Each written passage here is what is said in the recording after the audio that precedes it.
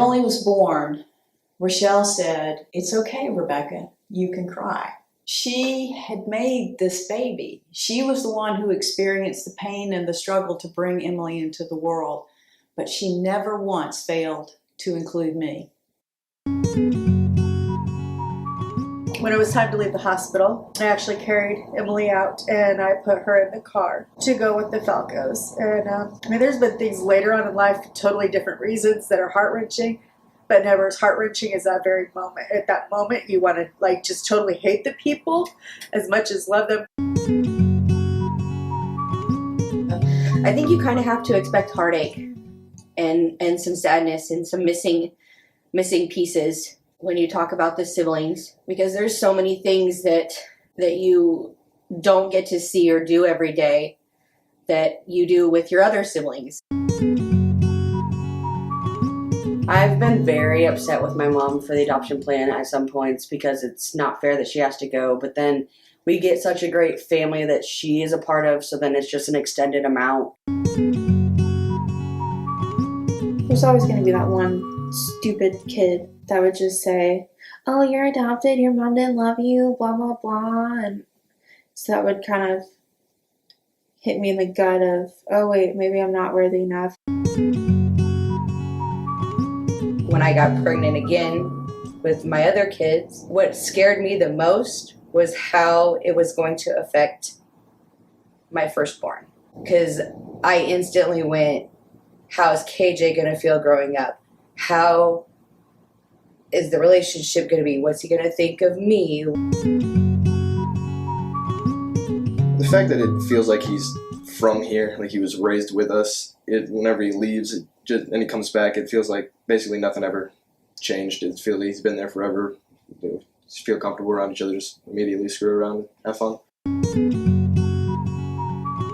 I was probably told pretty young why I was adopted. My adoptive mother told me that my biological mother was too young. It was pretty easy to understand, especially as I got older and went to high school myself. Afterwards, I just had a lot of stuff go wrong. I didn't care about myself. I didn't care about life. I ended up pregnant and having to go through the whole thing again and give up my kids for adoption. I knew a lot about Kim, even though for a long time I didn't get to see her because she was wherever she was. But I got stories, and when I visited Grandma Cindy, I'd get stories about Kim, about her growing up. And I could look at pictures of her, as a child through her teenage years.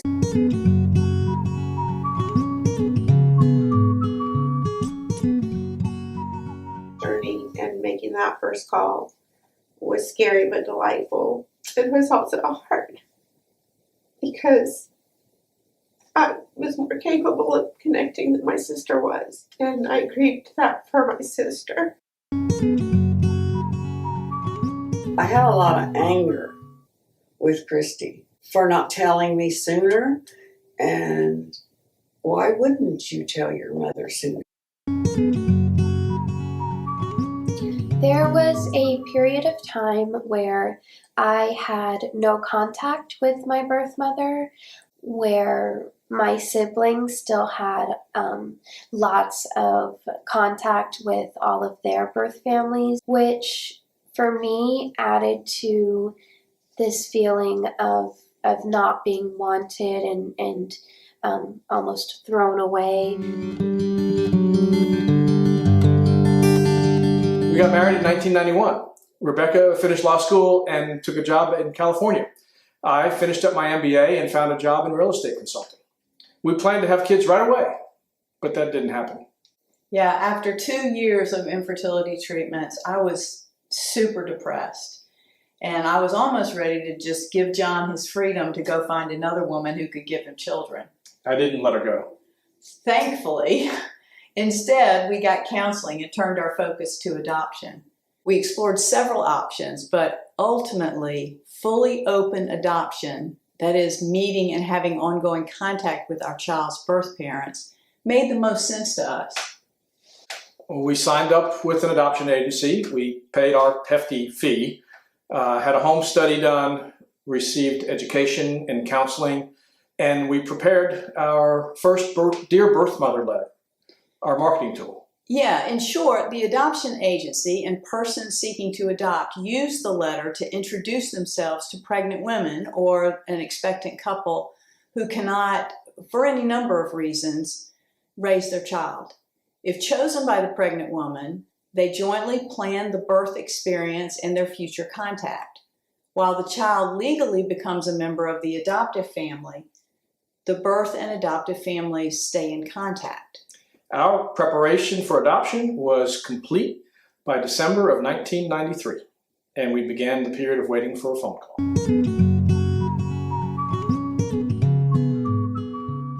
I was married, but we had separated. We had filed for divorce. And then I had been seeing somebody, and I ended up getting pregnant. I had at least reached out to him to let him know, or at least attempted to let him know. And I was told that there was no way in hell that the baby could be his, and that I was just being an evil person. And so that was the end of that. And I don't even know how to describe the feelings that I was feeling, because I knew that Dean and I had already talked about trying to get back together and to make our marriage and our family work. My grandmother and I sat down together because she would straight up tell me how she felt. We sat down and we went through, and she helped me, as we were looking at it, not be so materialistic about it. In the Falco's letter that they sent out, they put in there their love and their joy for children that they didn't have, the interactions that they had with them, volunteering to be coaches that they didn't have to be, taking time to spend time with these children that weren't theirs. And you could just see the love. And then that in my eyes, that's great. You don't get that from just anybody, and you can't fake that. We knew we could receive a call from a prospective birth mother at any time. And in January 1994, we did. I was scared as hell to make that first call because I didn't know what it was going to be like. Because out of the 3 that I had broke down to call, the Falcos were the first call that I made. I know it was emotional, but yet calming at the same time. And that is something that I can never put into words how it feels. You get an overwhelming warm feeling, but yet an horrifying feeling at the same time. And the Falcos made it a little bit easier for me to be the emotional wreck that I was. They weren't judgy. Never once did it come across as I was doing it for all the wrong reasons or that anything like that. And that just made it easier for that very first interaction. And we had a few other calls after that.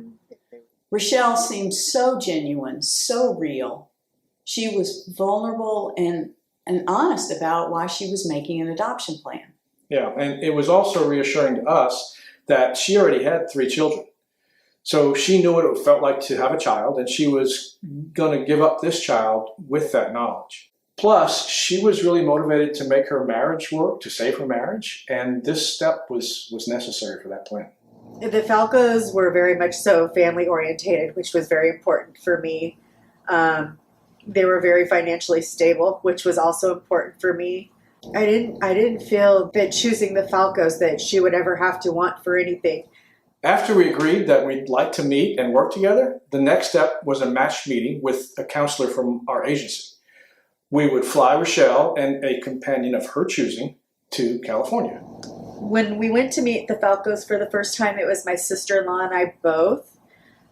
We were both pregnant, and we flew out to California. And I was trying really hard to not allow myself to get overly attached.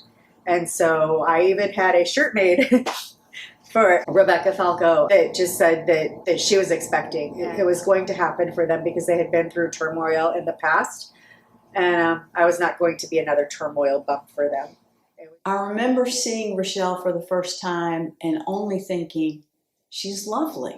I mean, I was very naive. I don't think I ever seriously thought that she might change her mind, though I have learned since that time that women do. And while they were with us, Rebecca toured them around Stanford, the university, downtown Palo Alto, and her law firm. And then they drove to San Francisco and picked me up. We also took the Nebraskans to see the ocean for the first time. Our counselor had assigned us the task of discussing a cooperative agreement to detail what we expected from each other at the hospital and after the birth.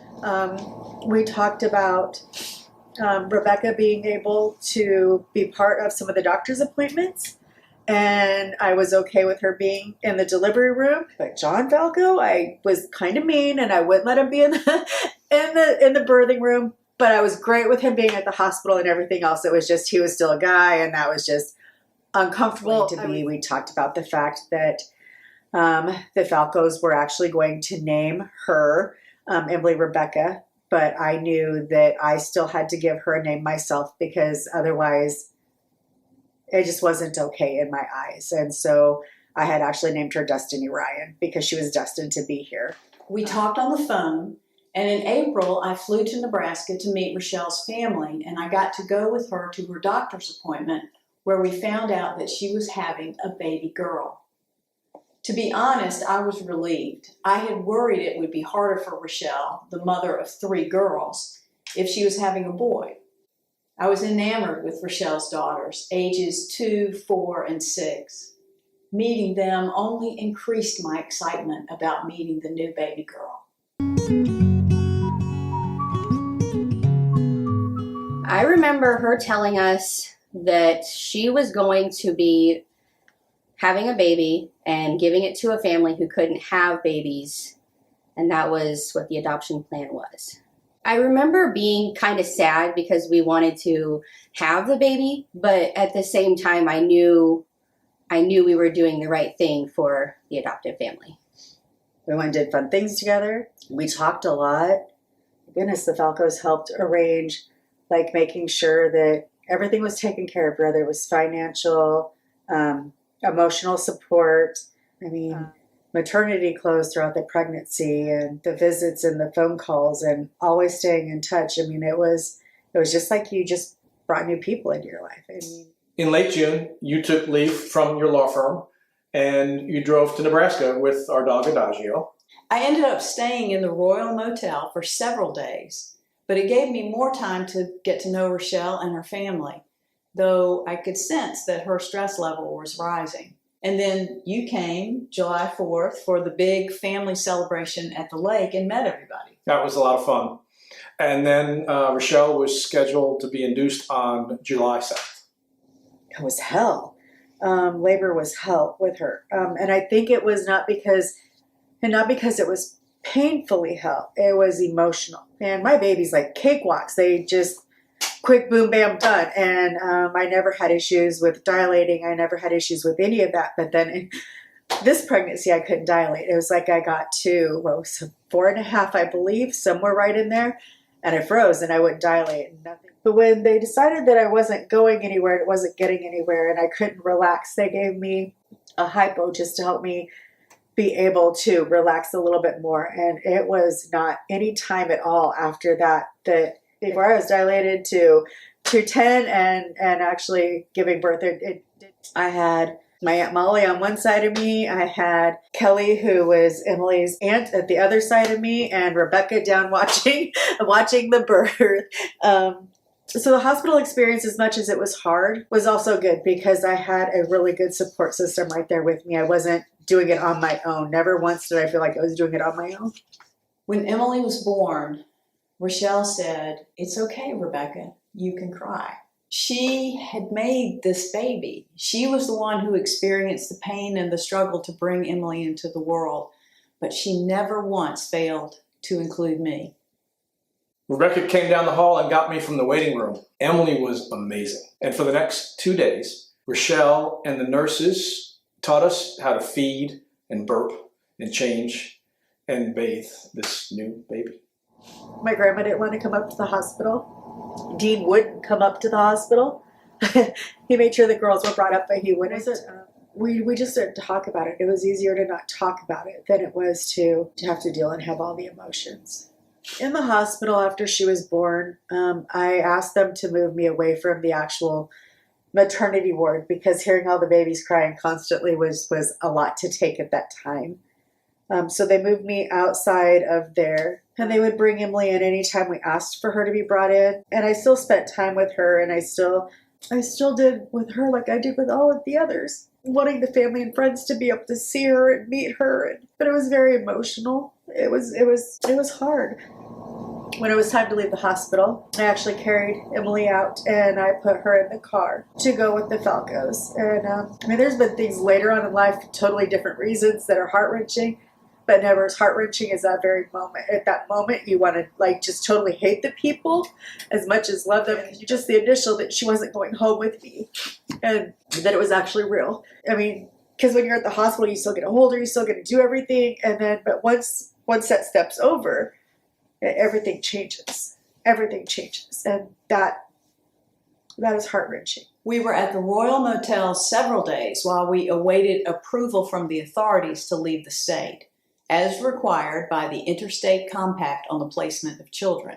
We decided that we were going to go out and drink a bunch of beer and go fishing out along the canal because I didn't want to think. Just listen to music and just kick back with friends who were really close to us that knew the situation, where there was no judgment. There was nobody who was going to ask one question about anything. They were just, it was like it didn't happen for that little while. The next few days after, we still made a point to be able to go see the Falcos and Emily before they left to go back to California. And I don't know that we spent a whole lot of extra time with them after leaving the hospital, just because it was just too hard. Back in California, I was preparing the petition for adoption of Emily. I sent pictures of Emily and updates to Rochelle regularly. On February 16th, 1995, our adoption of Emily was finalized. But Rochelle was never far from our thoughts. Rochelle, finally, there are two very important things I want to tell you. The first one is that I admit that when John and I first started thinking about adoption, it seemed like a second best choice to me as a way of starting a family. But when I got to know you, and as I got to know you better over the course of the months, I stopped thinking about second bestness. And when I met Emily, I knew that I would not trade this child for any other child in the world. And the second thing is, it's my commitment, it's our commitment, John's and my commitment to you, that Emily will always, always know that we love her. We didn't hear from Rochelle often, but we kept sending pictures and updates.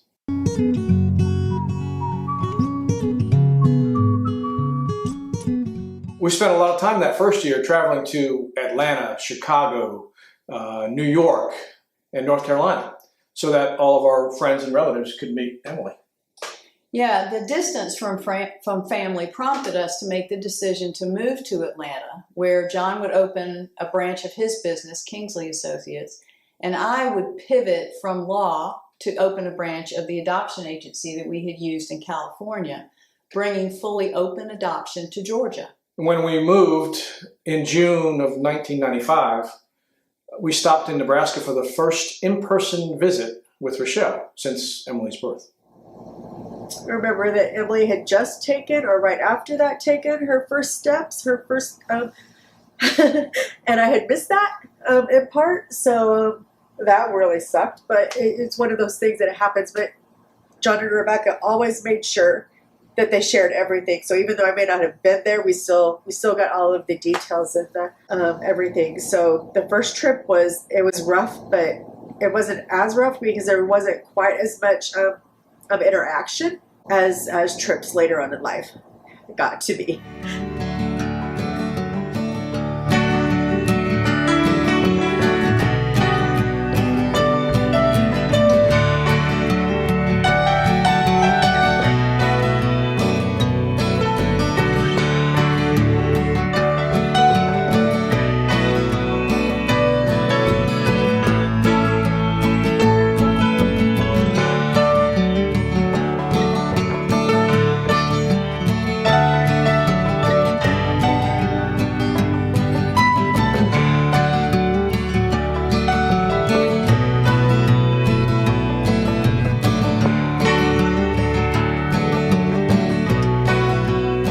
After that first visit, our lives became very busy.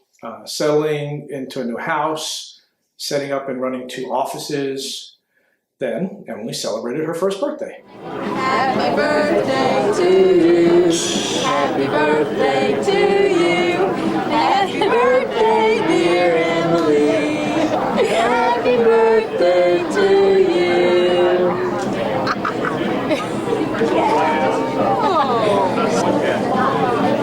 Hey Emily, what do you think of your birthday cake? It's green.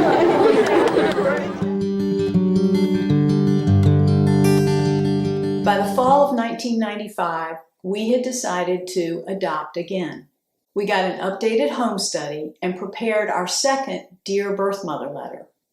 We sent it out to family and friends, including Rochelle. My cousin and his girlfriend had gotten pregnant, and they were still merely but in their teens in high school.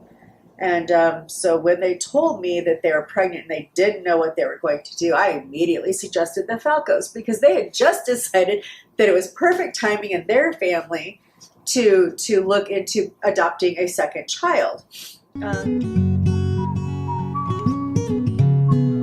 I was scared out of my mind when I found out I was pregnant. Was it? Finances were zero. I had no job. I was just in school. I had nothing. At the time, I was wanting to finish school because my other two siblings did not finish school. And I wanted to make my grandparents proud by going to beauty school. It was New Year's Eve of 95. We were at the father's house, and Rochelle stopped by, and she tried getting me to drink some champagne, and I told her no, told her why, and she instantly got sober, and she goes, "Be at my house tomorrow, we have a phone call to make." Rochelle called us on New Year's Day 1996 and introduced us to Tina, a 16-year-old 10th grader, and her cousin Kevin, who was 18 and unemployed. I needed to know that my son would be taken care of. I knew I was in no position to do that. I knew his father was in no position to do that. My family, as much as they wanted to, was in no position to do that. No matter how old I am, I think of others first. I could not put an innocent child in that situation. I was 16. I was living at home with my mom. We flew Tina, Kevin, and Tina's mother, Kathy, to Atlanta to meet us in person. Admittedly, I was a bit lost. I was closer to Kathy's age than Tina's, and I was largely ignorant of cars and professional wrestling and football, the main topics of interest. Fortunately, John had a wealth of information and curiosity about those topics. They were the first choice and only choice. I did look at a couple other people here in town, but I couldn't have my child that close to me, especially if I was going to give him up for adoption, because that would be too much. I would feel too intrusive. We had a great time showing them the sights in Atlanta, seeing our home, and even meeting our relatives and friends. I hoped it was enough to cement the relationship.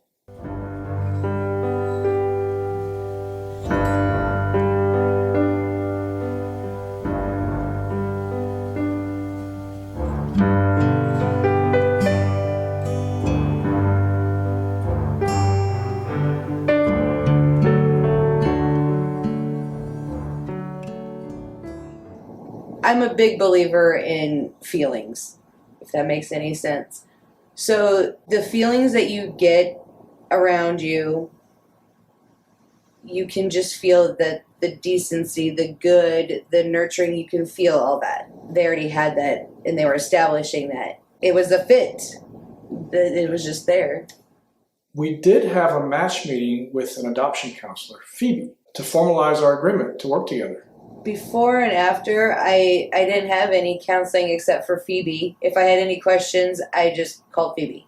And she was a great listener, worked me through what little questions I had and everything. But we stayed in touch by phone during the months leading up to KJ's birth. Then we traveled to Nebraska before the anticipated due date, which happened to coincide with Emily's second birthday. I got to spend a lot of quality time with just Emily without them. It was wonderful. because I can honestly say when I went anywhere, I have my 4 daughters with me.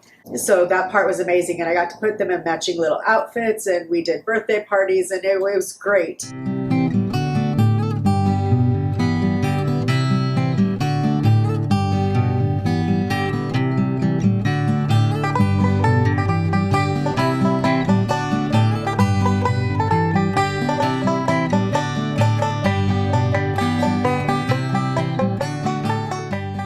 In the interim since Emily's birth, Rochelle had managed to convince Emily's paternal grandmother, Vernie, that Emily was indeed her son's child. This opened a new door to that side of her family and multiple half-brothers and sisters. My mother, who had come with us to Nebraska, also got to meet Vernie. The birth experience was interesting. I was a typical teenage girl. I got up 5 o'clock in the morning, did my hair and makeup, matching with the outfit I wore, green, which is not my color, with green eyeliner, to go to the hospital and lay in a bed and give birth. And everybody started funneling in. My mom, my dad, my stepmom, the Falcos, Kevin's family. And all I wanted to do was eat pepperoni pizza from Pizza Hut, because that's all I ate during my pregnancy, because that's all that was good. And then I got told I had to have an epidural. And then I got told I couldn't have any visitors. And then I was told I was hyperventilating. And then I was told it's time to push. And along with that fact, I'm freaking out crying, and they're trying to keep me still. And the best part is when everybody finally got in there, his head came out, and all I caught is 1, 2, and I yelled, I had twins, and the whole room bursted out laughing, and it was just his umbilical cord wrapped around his neck. And then a couple more pushes, and he was out. The ugliest, most beautiful baby ever.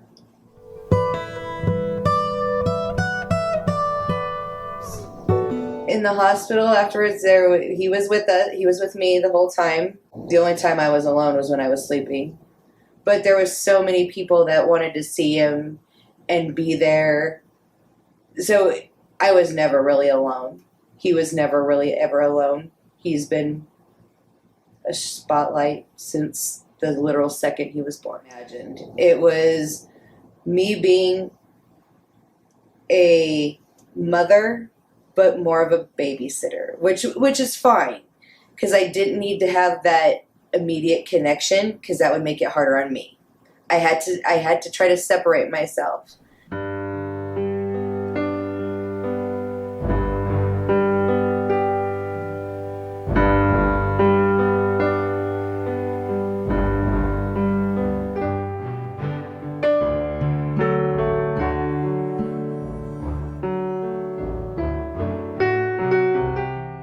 The number of people around didn't diminish once we left the hospital. We all went to a gathering with Tina's relatives, and then Tina and Kevin left. Afterward, we went to stay at Kevin's mother's house. Easier. I mean, we made plans to go. We came home from the hospital, and I went to the fair and had a hot dog. I didn't ride any rides, but I went to the fair. But when you're content with your decisions and you're at peace with all of that, you're able to. As we had done with Rochelle, we had hired an attorney to represent Tina and Kevin. Day that I signed my rights away was the very next day after he was born. I almost didn't want to sign it, but yet I had to, because it wasn't that I didn't want to, it's a weird feeling. But then when you write your name and that relinquishes everything, it's weird. I knew it was right, but you don't know that feeling until you just sign your name one time and you're technically no longer a parent. Rebecca and Emily returned to Atlanta while KJ and I remained in Nebraska waiting for permission to leave. The hardest part was the 5-day wait before KJ could go to Atlanta. I wasn't in school yet because it was summer, so I spent a lot of time one-on-one with KJ, and that was hard. Back at home, we introduced KJ to family and friends, and we got on with being a family of 4. We sent updates, mostly letters and pictures, to Tina. I think I had, 3 weeks from the time KJ left till the time I went back to school as a junior. First day, everybody's asking me where my kid was, and I pulled out all kinds of pictures. Yeah, I didn't have much time to dwell on it, which is better for me, because the more I dwell on things, the more I get inside my head. Again, I took, KJ's pictures everywhere with me. Everywhere. Every time a new pack came in the mail, they were with me everywhere for at least a week. Everybody would always ask me about it because I was so open about it. I didn't keep it a secret because that's not the intention of it. Here we go. Try it again. Ready? Are you ready? 1, 2, 3. Oh, big smile. Say bye-bye, KJ. Boy loves to be up. Look at this. We have lions. We have lions in this family. Look at this lion. Say hi, I'm the Lion King. We decided to invite Tina, Kevin, and Rochelle to visit us during the Christmas holidays so they could experience their children in our home environment. Rochelle couldn't make it, but Tina and Kevin came, and they met more of our family and friends. KJ was 6 months old. It was around Christmas. It wasn't, for me, it was, again, just like visiting family.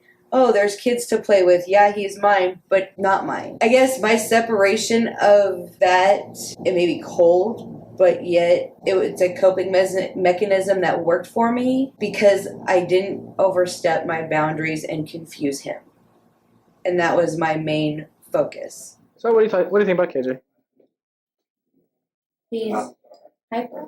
Oh, God, yeah. And He's got a very, very short temper. short fuse. Yeah. Who do you think that's like? Kevin. Me, definitely. In what ways do you think he's like each of you? He ain't like me anyway, except his mood swings. His big mouth, too. I mean, yeah.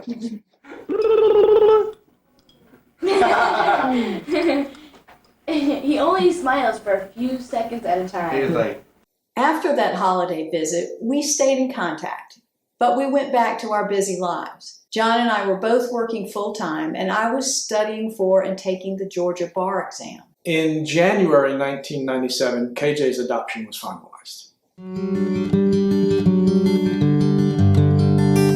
Part of my job at the adoption agency was to speak with expectant mothers who called if they were considering adoption. In March, I spoke with a woman named Kimberly. Then I didn't hear from her again. Well, when I first discovered I was pregnant, I honestly was really excited at first because I actually had always wanted a child. But then after I told Sky's dad and he said it wasn't his, then I was really devastated and upset. In the spring of 1997, we decided to pursue a third adoption. We put together another Dear Birth Mother letter and sent it to our family members and friends and other connections. On my work front, I had reached an impasse with the national director of the adoption agency and decided to resign in May. Then, unexpectedly, in June, I received a call from Phoebe at the agency telling me that Kimberly had called again, but that none of the agency clients met her criteria. I knew that I couldn't, do the adoption unless I was going to be able to know her and stuff. I didn't want it to be something where she was miles and miles away. I wanted her to be nearby and with a good family nearby and stuff. I called Kimberly. She was 23 years old and working as a waitress at a restaurant. She was currently in temporary housing, didn't have a car, and her family in North Georgia, about 80 miles away, didn't know that she was pregnant. I felt like they would force me to keep the baby, and I didn't feel like I was in a place to do that. I feel like with my family, it doesn't matter what kind of situation your life's in. They think that you're just supposed to raise a child no matter what, even if you're on the street poor and stuff, and I didn't. I also learned that Kimberly had a young son from a previous relationship who was no longer living with her, though she didn't share the story of how this came to be. Yeah, it was great at first. We were supposed to get married, and we lived there with my son, and then he started moving. He was a musician. He started moving his band members in. They started drinking, and I started saying stuff about it, and wanted all the band members to move out. His dad was drinking one night and flipped out and tore the house apart, and I went running out the front door and went down the street to a payphone and called his parents and told them I needed help, that I had nowhere to go, and would they come get our son till I figured out something. And they came and got my son, and I never saw him again. After the call, I met with Kimberly the next day, taking Emily and KJ with me. She liked kids.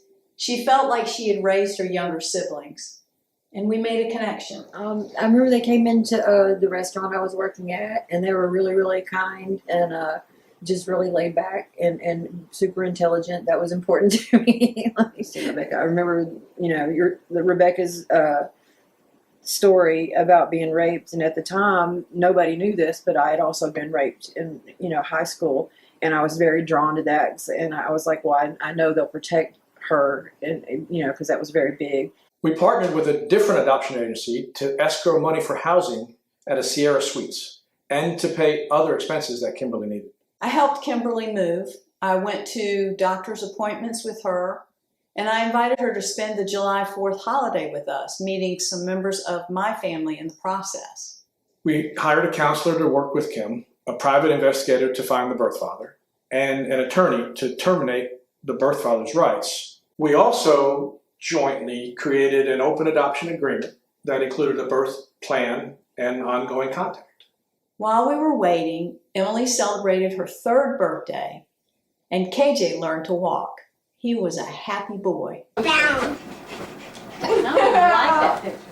Then KJ celebrated his first birthday. Happy birthday, buddy. You're 1 year old today. You're 1 year old today. Happy birthday, happy birthday. KJ's 1 year old today.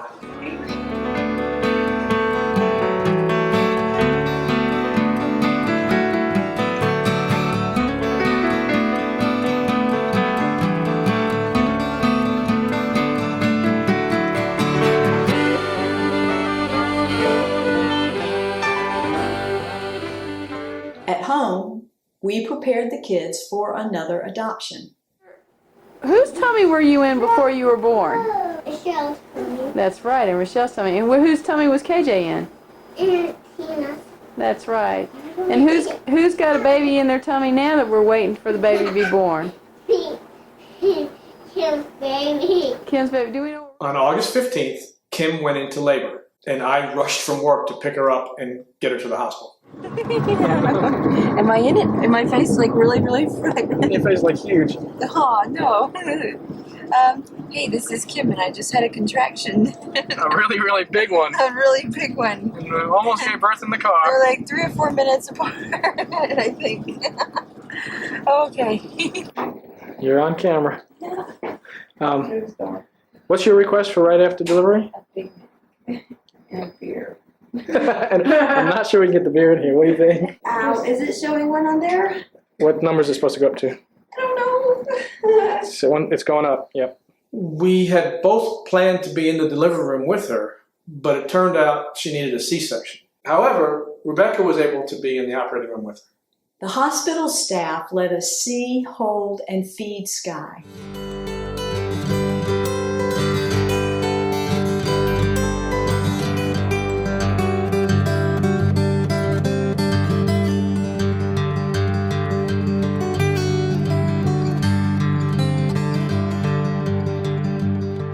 The next day, we brought Emily and KJ to the hospital to meet their baby sister.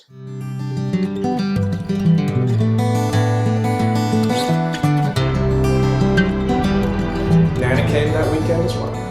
Based on our experience with Rochelle and Tina, it concerned me that Kimberly wasn't interacting with her baby.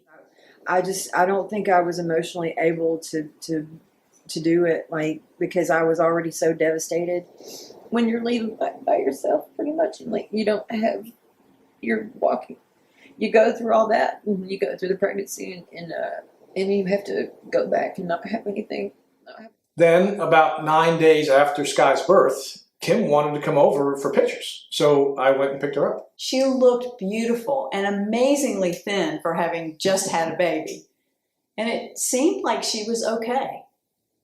Like we did with our older 2 children, we hosted a welcome party, and then we got on with our lives. We didn't hear from Kimberly for a long while. In October 1997, we returned to Nebraska to visit Emily's and KJ's birth families and to introduce the new baby.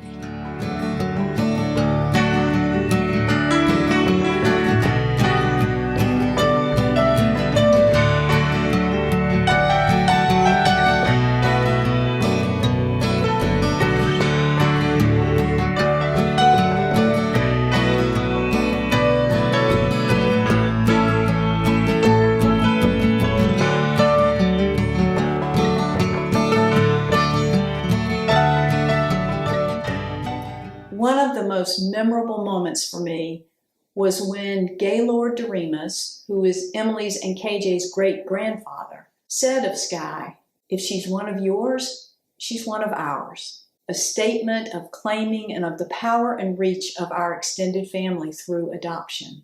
Sky was a happy baby.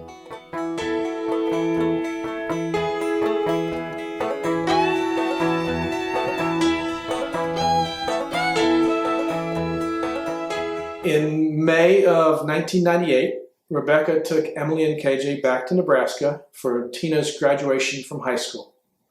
On the same visit, Emily met her birth father for the first time.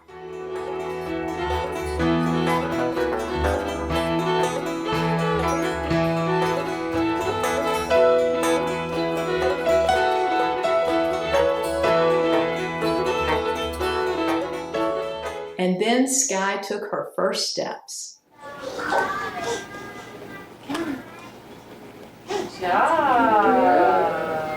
Yeah. Sky celebrated her first birthday with family and friends. We adopted a new puppy, and Emily began pre-K. It had taken some time to find Sky's birth father to sign the papers, but in October of 1998, her adoption was finalized. We hadn't seen or heard from Kimberly, but in December 1998, I received a call from Kim's mother, Cindy. The silence between them had broken, and Cindy knew about Sky.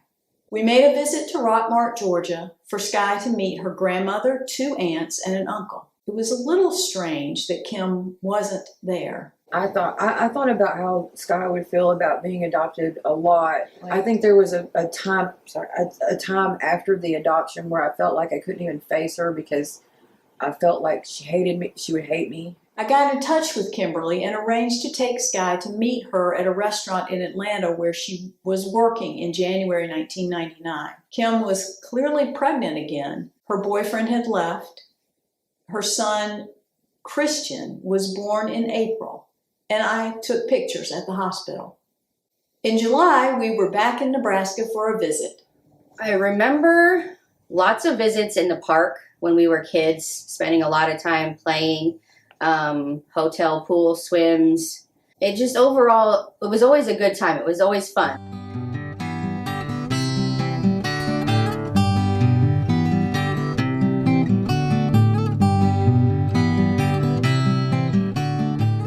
As we got older, I would start my countdowns. I would start my getting ready to scream at everybody to the world that my sister's coming to town. I remember going to the lake. I remember going to the park. We used to love going to Pawnee Park and playing, and we'd all get together. We used to love going to my Aunt Gail's, and we used to go out for family dinners and just as a unit together.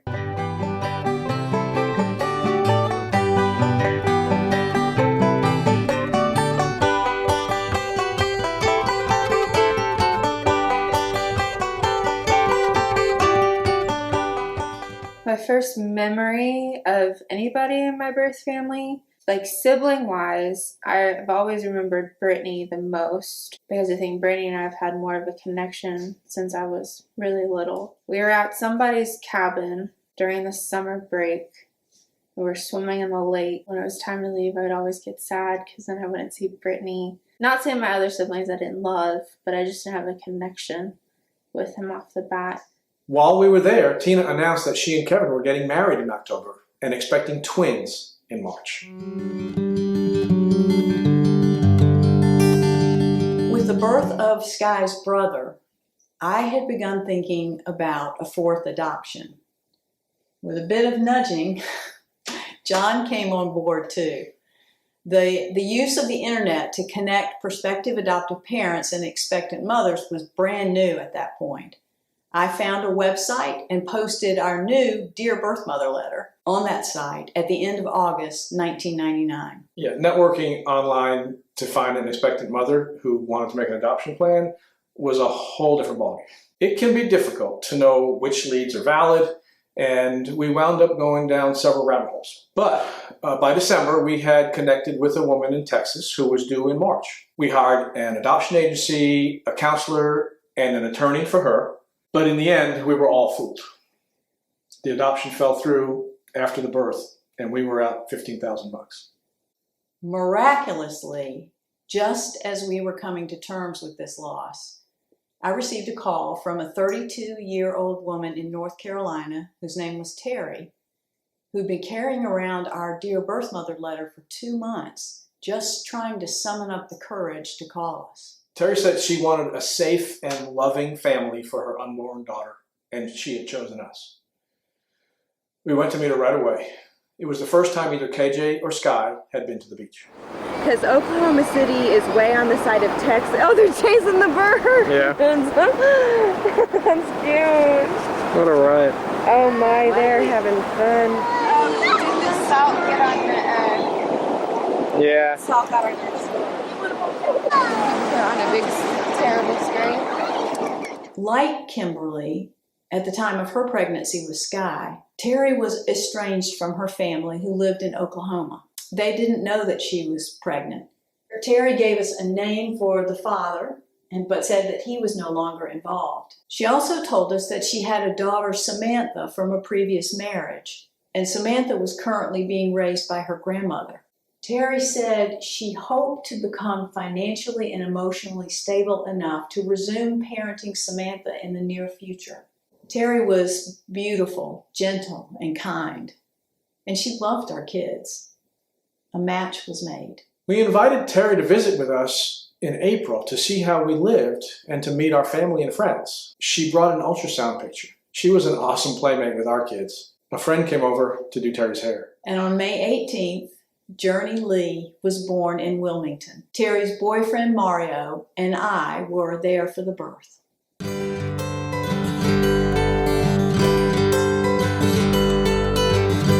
The next day, I drove from Atlanta with the 3 children to meet their new sister. Where are we going? To the hospital. To do what? To see baby sister. And what are you Her doing about that? name is Journey. And her name is Journey. And how many sisters do you have now? 3. We're going to see sisters. What are you going to do with 3 sisters? Big sister. Little sister. Big sister.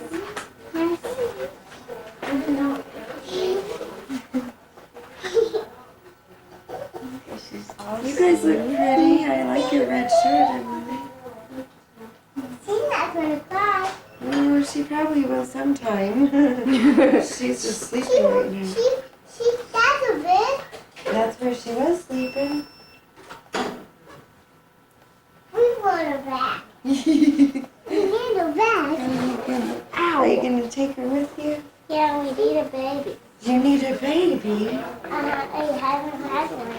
Let us Can I hold a baby? Not quite yet. Probably if your mommy helps you. Can I hold a baby? We'll do it together first. You have to get dressed.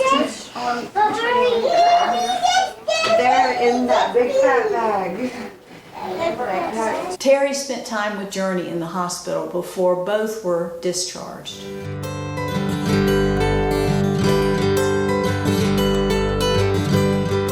John and the 3 older kids drove back to Atlanta while Journey and I stayed with Terry's friend Catherine in North Carolina until we were given permission to leave by the state. But before we left, we met Terry to say goodbye for now.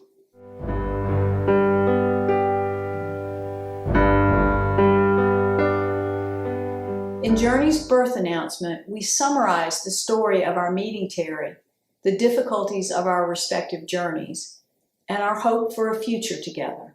Back at home, Journey was joyfully received by the whole extended family. She grew and flourished in our busy household.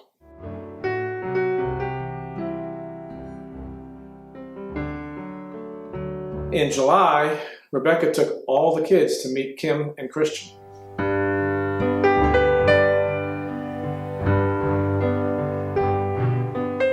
When Journey's adoption was finalized, I took the opportunity to educate the judge on open adoption. Kimberly gave birth to another son, Joshua, in August 2000. And in February 2001, they came to visit. Journey worked pretty hard to keep up with her siblings. At 10 months, she was already walking. She's gonna do it. Look at her go. This is amazing. In April, we traveled to Nebraska, where we met Tina's twin boys, Colton and Austin. And Emily and KJ enjoyed time with their mothers and their siblings and some other relatives.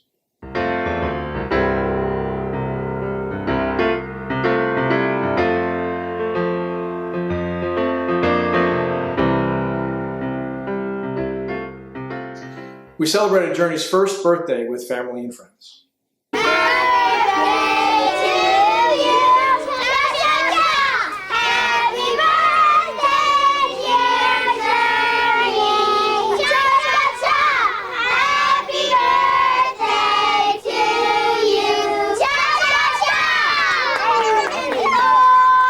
In August that year, I took the three girls back to North Carolina to spend time with Terry. Journey was 15 months old.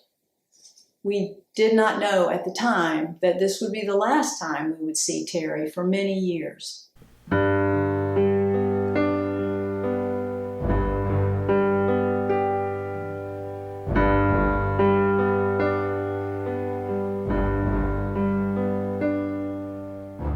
Later in August, I received a call from Kimberly's mother.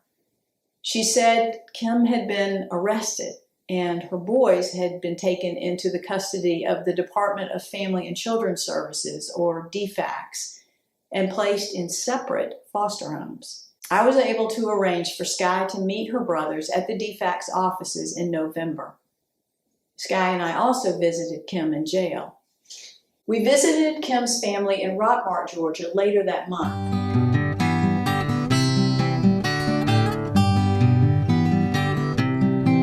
Meanwhile, I convinced John to go through foster care training with me so that we might bring Christian and Joshua back together in our home. Kim resurfaced in early 2002. She was pregnant again, but she was beginning the steps to get her boys back. We completed foster care training in the spring of 2002, but DFACS refused to let us take Kimberly's boys into our house, saying that they were established in their current homes. That was that. But in June, Christian's foster family suddenly moved to Virginia, and DFACS called us and asked for us to take Christian in. We said yes. We now had children ages 2, 3, 4, 5, and 7 in our house. It was a lot. Still, Rebecca took Emily, KJ, and Journey to Nebraska to visit relatives in July, while I stayed home with Sky and Chris. I had promised KJ that he could celebrate his birthday with his brother, so we went. By then, Rochelle had divorced her first husband, Dean, and remarried. I think the first time I can remember seeing my biological family was we were doing a lake trip up there. We went to a lake. I caught my first fish with my biological father. Took pictures on the deck of the lake.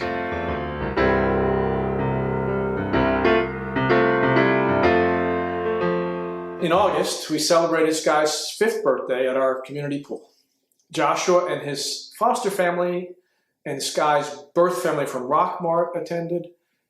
Kimberly came, and she had a new baby girl with her, Amberlyn.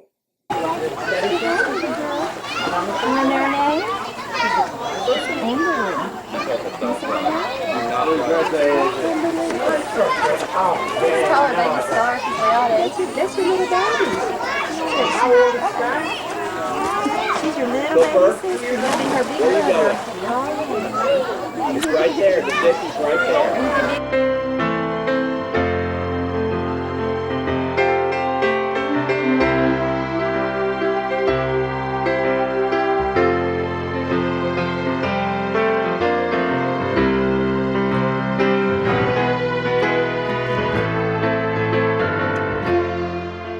By early 2003, Kim would have Christian back, and a few months later, she got Joshua back too. Journey had transformed from a baby to a toddler with a big personality who enjoyed the spotlight. I'm happy, Mommy, Ellie. And what did you have earlier with Daddy? I'm sorry. Can you tell Daddy what you and I do on Saturdays? Music class. Yes, ma'am. Now, Daddy's very hungry, so I can't wait to put this food in my mouth. I'm going to eat this one. Right now, I'm going to go and eat my...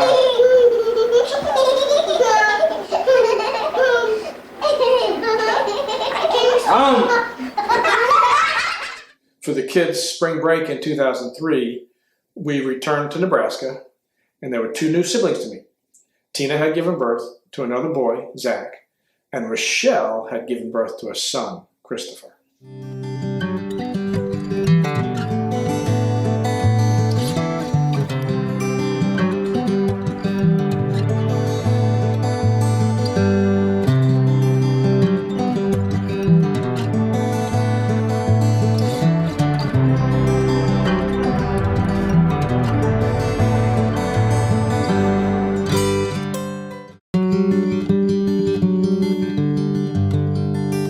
Having 5 young kids in our home when Christian lived with us was a bit insane.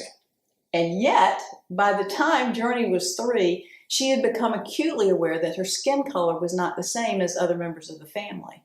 For Journey's sake, and for KJ's sake, because he wanted a brother, I became convinced that we needed to adopt one more child, a baby boy of color. Rebecca finally sold me on that plan. We went through a number of almost adoptions in 2003. Meanwhile, we learned that Kimberly had given birth to another baby girl who she named Madison, though we had once again lost touch with Kim. Each time I thought that I had a great person, and I thought I was going to have that, family that I always wanted, and it just never panned out each time that way, at all. And then once it became, me alone with 4 kids, I remember going to the grocery store and, I had 2 kids in my arms and 2 kids, trying to run out in front of traffic and coming out of the grocery store crying my eyes out. So I don't know how. On January 12th, 2004, we received a call from an adoption agency about an African-American baby boy born in a hospital near us in Atlanta. Becton Justice Mahari Falco joined our family. Unfortunately, his birth mother did not want to have an open adoption. And that gave us pause. But once we saw him, we knew he was the baby that we'd been waiting and hoping for. I had lots of helpers at home with this baby. Sky, move your hand. What table? Sky, will you move your hand? He likes it! Where's his washcloth, honey? Washcloth. Is it warm? Is it deep? Is it little? Washcloth in the soap, please. Did you want me to see the kid? He'll slide down if I let them I step know. here in charge. Hey, watch out! Way too many hands in here. Okay. Go ahead and wet him.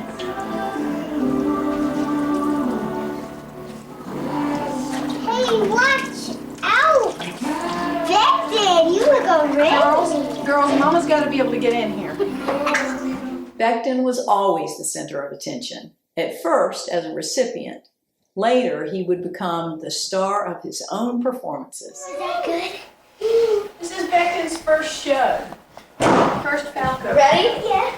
He gets to see Guys, his when I put sister's your finger dance. on, that means we're about to start. Ladies and gentlemen, boys and girls, welcome Sky, the dancing bird.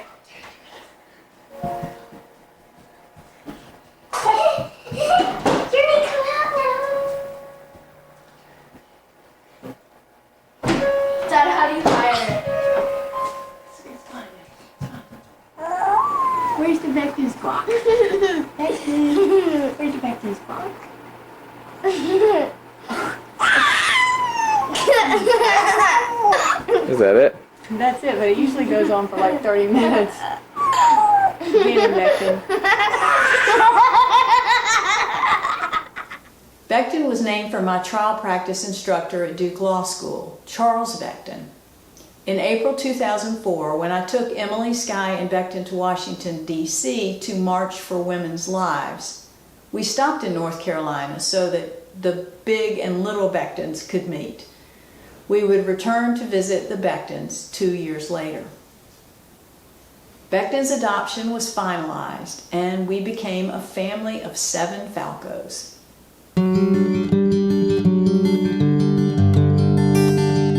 Schools, sports, music and dance, travel, church, holiday celebrations, and more kept us busy, very busy.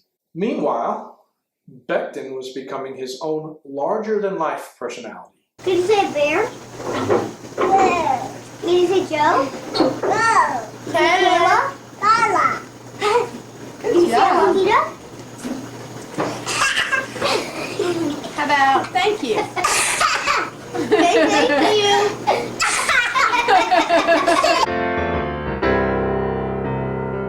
Where's your bed? It's right here. It's right here, Mommy. And who's going to sleep in this bottom bunk? I want to think that Baba book. Okay. I'm going to go in my bag. I'm going to go in. Okay. See if you can do it. Got it. I got it. I got it. In April of 2006, we were back in Nebraska with kids everywhere.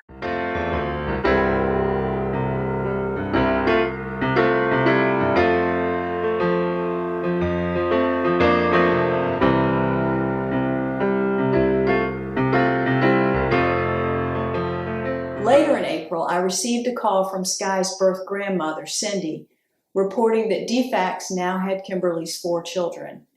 And Cindy wondered if I could help them find stable adoptive homes. At first, my mother was taking care of them because I had nowhere to go, and I was living with a guy as basically the only place I had to go. My parents brought my kids to my front door and dropped them off at my house and left. So excited, but I knew as soon as my boyfriend / housemate, whatever he was, got home, he was going to kick us out on the street. He was that cold of a guy when it came to children and stuff. And I had no choice but to call DFACS because we'd already been through a lot of stuff, you know, like sleeping in cars and trying to go to Florida to you know, see my own dad and get my own dad to help me for the first time in his life. And you know, I was not going to make my kids go through, you know, anything like that. Like, so I didn't have a choice. Kimberly's kids ended up with 3 different adoptive families, one of them Kim's brother. The court considered these placements voluntary.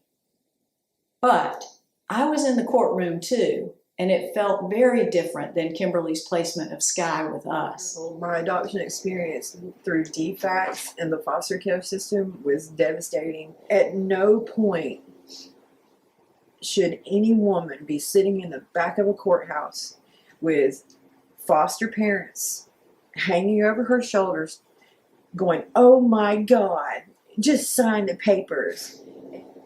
I literally stood over, like, when you leave the courthouse, there's a bridge, and I was stood at the top of that bridge, and I was going to jump, and if Rebecca hadn't came by and asked me if I wanted to ride, I would have jumped that day, because I was going to.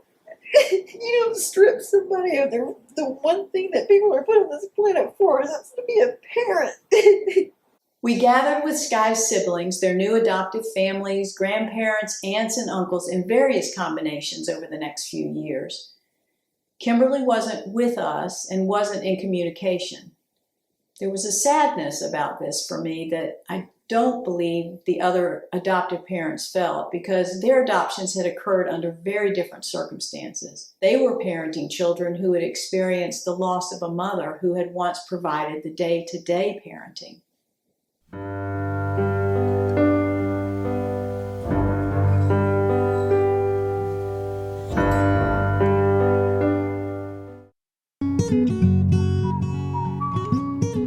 growing up, I was friends with Madison Riggs, who was the adoptive sister of my brother Chris Riggs. I remember when this was before the Riggs adopted Chris, me and Madison talking about how excited we were to share a brother, and it was going to make us sisters, which technically it doesn't, but you know, and when you're a kid, it's very exciting.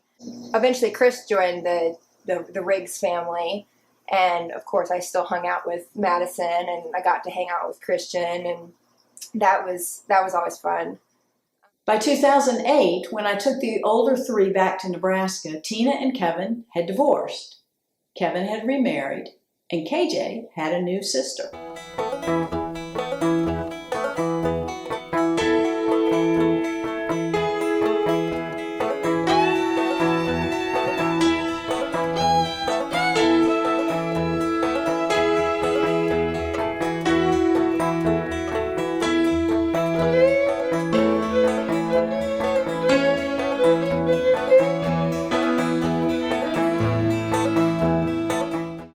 In June of 2010, at Journey's request, we took our first trip back to Sunset Beach since 2001.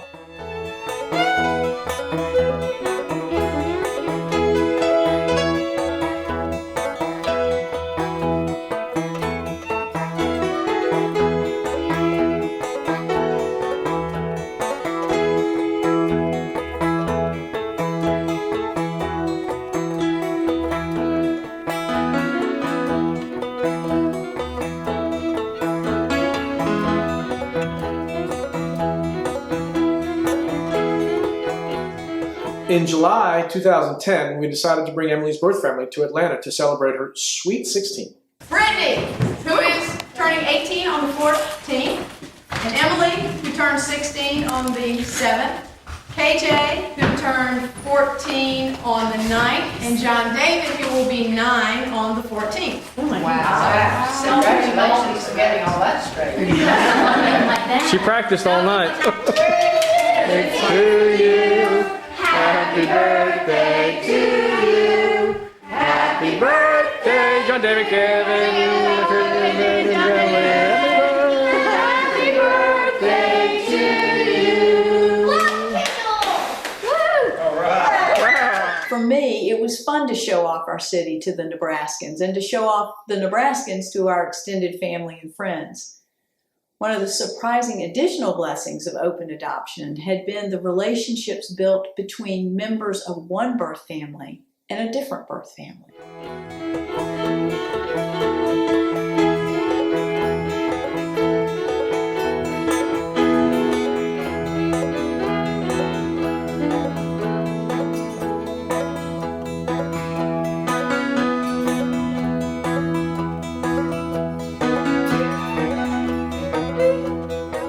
There were more trips to Rockmart, Georgia, and Nebraska.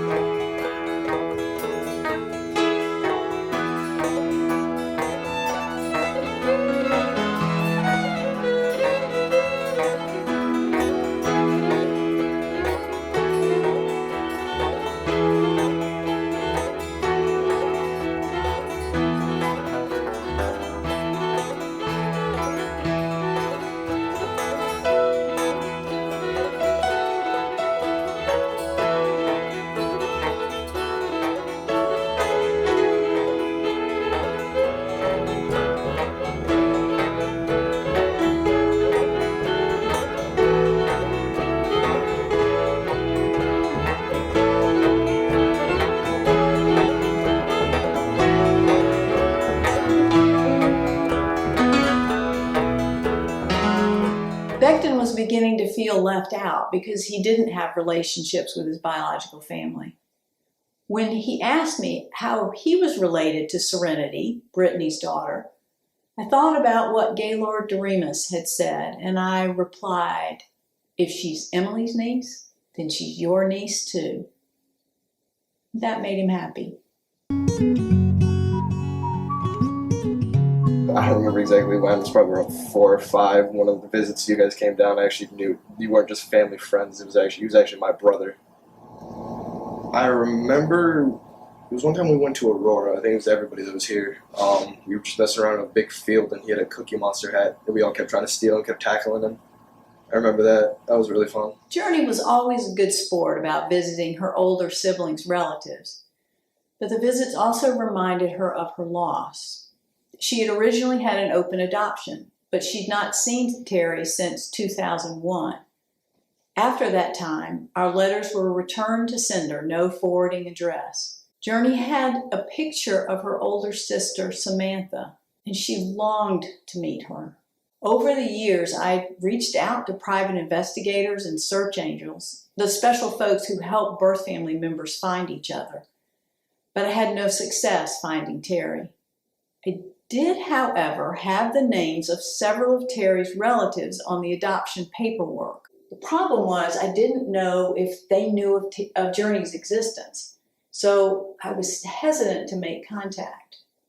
But then I found two of the relatives on Facebook. I reasoned that I could send vaguely worded messages to each of them without revealing the secret. In September 2012, I messaged Journey's grandmother and her aunt. 2 months later, Journey's aunt responded.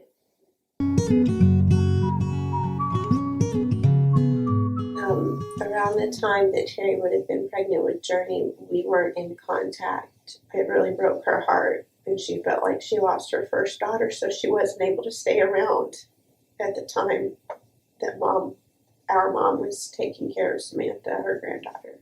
When our dad died, that's when we reconnected, and she had been gone for almost 8 years, I believe. And I was able to reach out to her, and we were able to connect and communicate enough to have her come back to Oklahoma where we had grown up. But at some point, pretty early on, and just being in each other's lives, she shared the pictures of Journey that she had with her. She had kept pictures of Journey, her second daughter that no one knew about, with Samantha, the first daughter that our mom was raising. I remember after getting the Facebook message and messaging back and forth, and eventually having a phone call with Rebecca before actually getting to have a phone call with Journey. But I felt really comforted to connect with Rebecca and hear her and know that here's somebody who you can speak about hard things to. I may have been rushing things, but I proposed that we meet Terry and Christy in December because our family was traveling out west to visit Sky, who was in a treatment program called High Frontier in Texas. I also had Journey on my heels, pushing from behind to make contact. Christy agreed, and she said she would get Terry on board. And during winter break, we went to Oklahoma. And we had a really good time at the arcade. And it was beautiful, and it was sweet, and it was scary, and everybody was just okay with it, you know? It was neat to have a family with all these kids that everybody was just okay with where everybody was at. And that's not something I walked around in the world with, being okay with where you're at. That's been one of the greatest parts of the journey, to have that exemplified in a family that is willing to embrace our dysfunctional family with where we were at. Going back and having a little talent show in the living room after the arcade, it kind of lifted us up a level. You know, it's like we weren't feeling as sunk in the heartache of what the situation was, and we worried less about it. In September 2013, Emily, Sky, Becton, and I attended Rochelle's wedding to her current husband, Kenneth, in Kentucky. Part of what made this special was that Emily was the only one of Rochelle's daughters who was able to attend.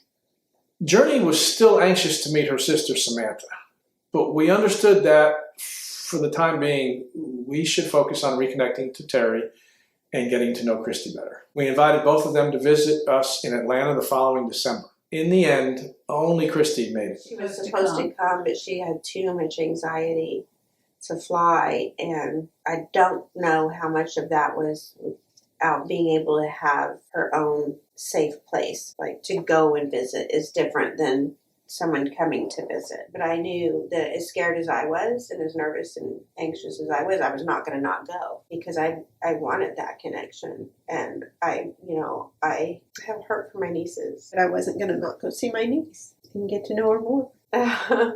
Like to stay in the carriage house. It was really, really cool. And I think that we decorated for Christmas and there was all this family hubbub with kids running around and everybody just being in their hearts and their lives. And I loved all the chaos and everybody had their stuff come up and everybody was still okay with it, little spats or little misunderstandings or like just trying to figure out dinner, That same month, Kimberly reached out and Sky was able to reconnect with her.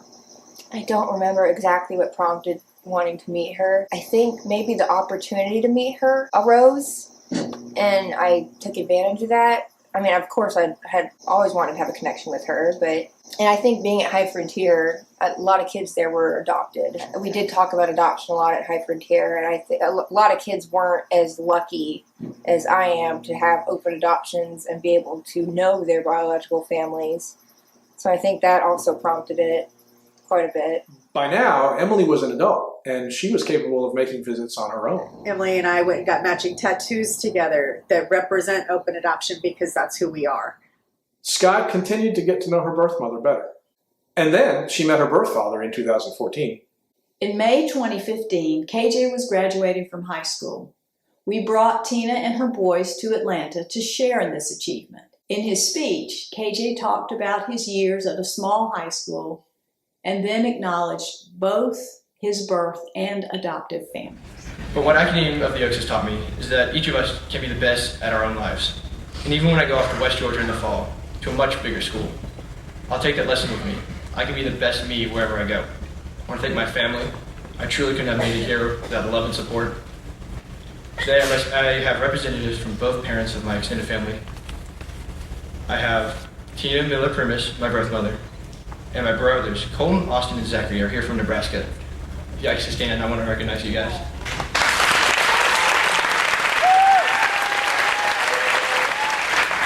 16 years ago, when I was 2, I went to Tina's graduation, and now she's here at mine. Finally, I want to thank my parents, John and Rebecca. They gave me the opportunity of a lifetime to come to Academe, to be the best me I could be. They gave me a life I may not have had if it hadn't been for Tina making one of the hardest decisions a mother could give, putting me up for adoption.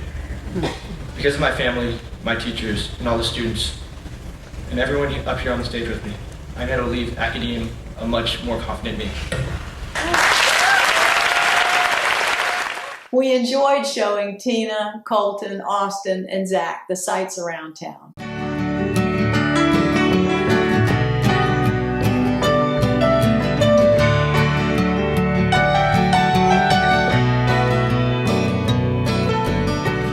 Journey's adoption was slowly opening to include more of her family.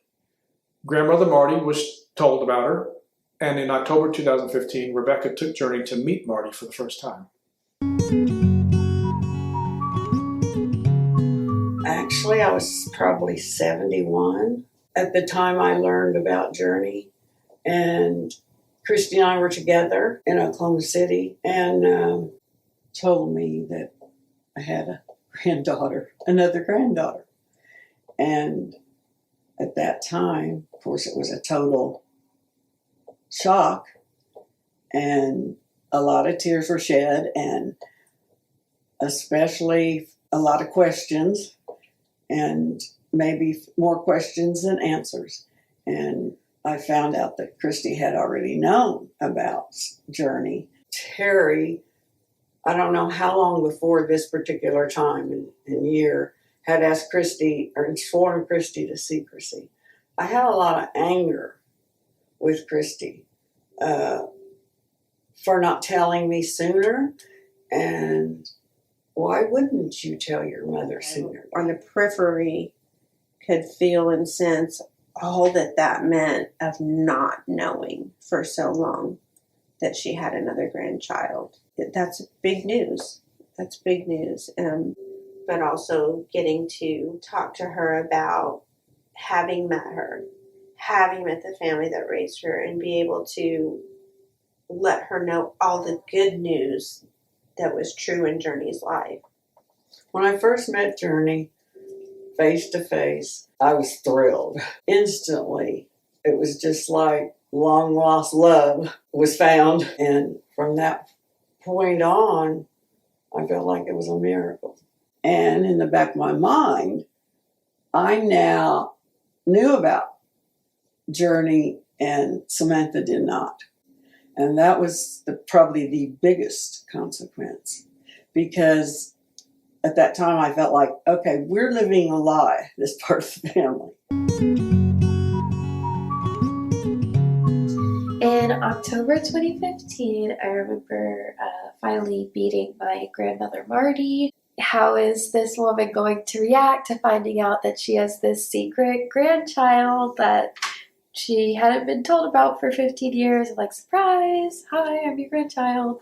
But when I met her, she was very much like Christy, just big, big bear hugs and like, oh my goodness, like, so glad to have you. I love you so much. I can't believe that you're here. In the spring of 2016, I was presenting a panel discussion on open adoption over time at an adoption conference in Denver. Rochelle and Kimberly, along with Journey and KJ, joined me. It was the first time these two birth mothers had met. We then proceeded with Journey and Becton to Oklahoma for another visit with Terry, Christy, and Marty. And I remember we had gone to the nursing home where she was working, and she's a talker, which I love. She just would answer all my questions, and she just like gave me everybody's life story.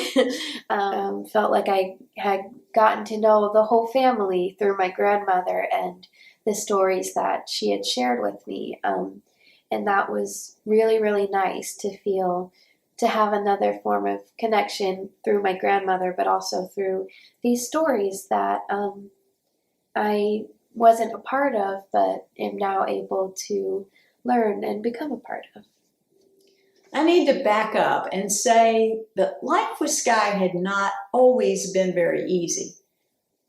Always a rebellious, impulsive person, she had run away in her teenage years on several occasions, distressing all of those who loved her.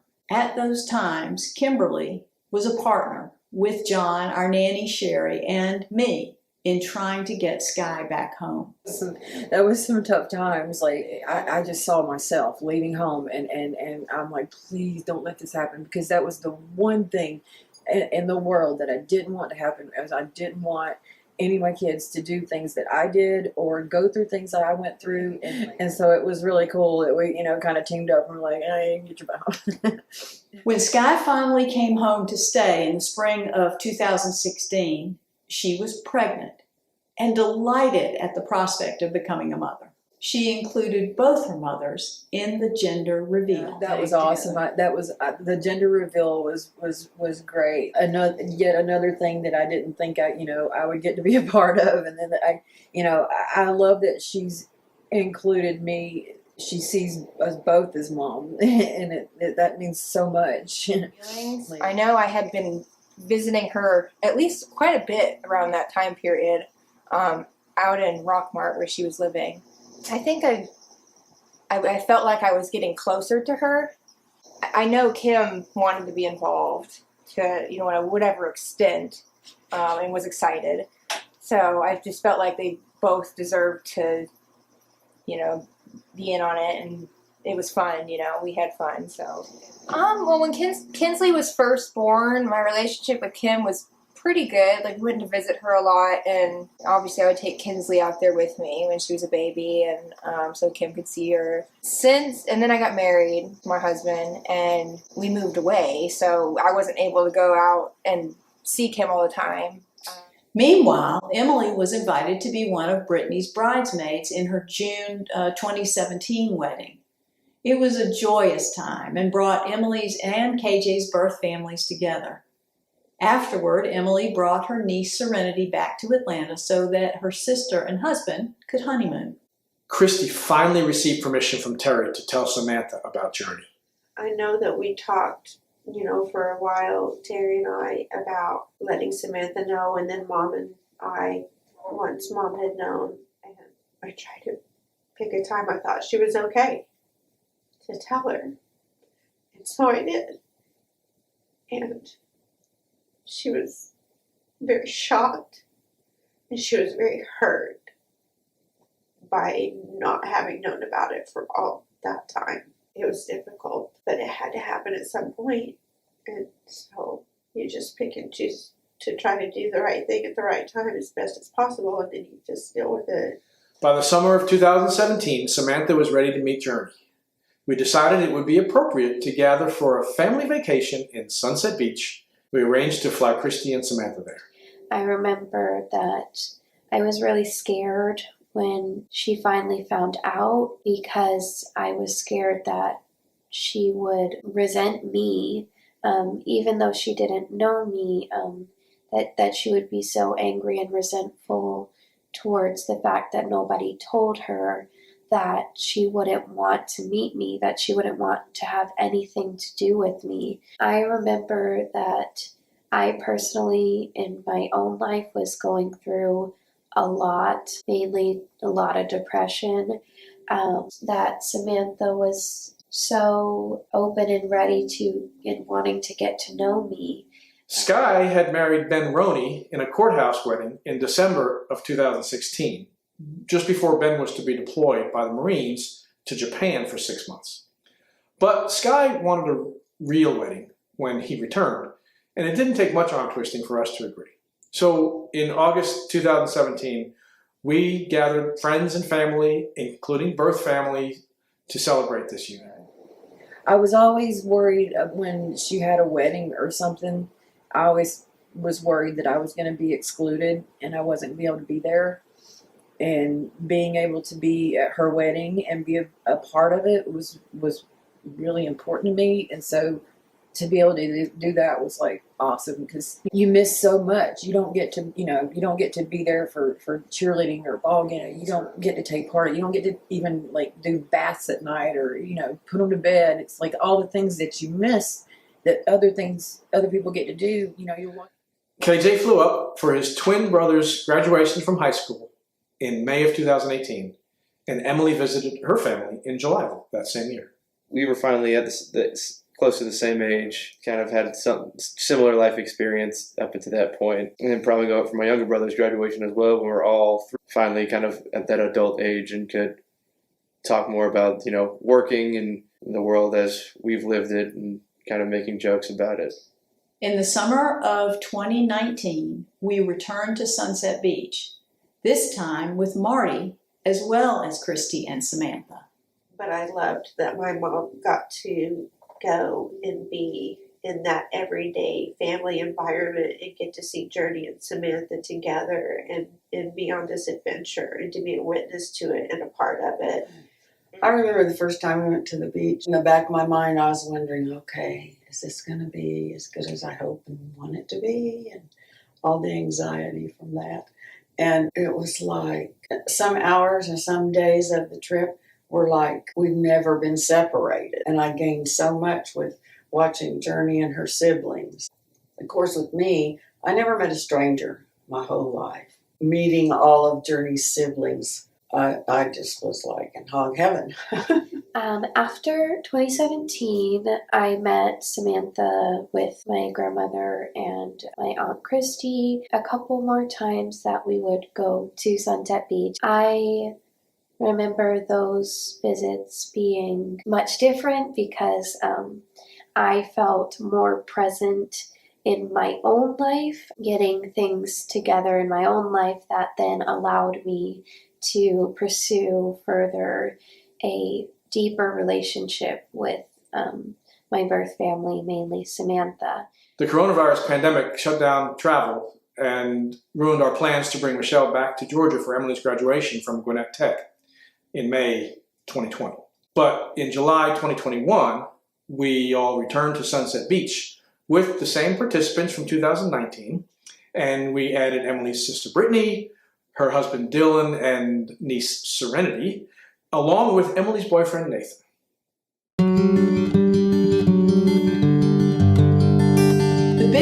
deficits in our pre-adoption education revolved around what our kids' birth mothers might have been experiencing.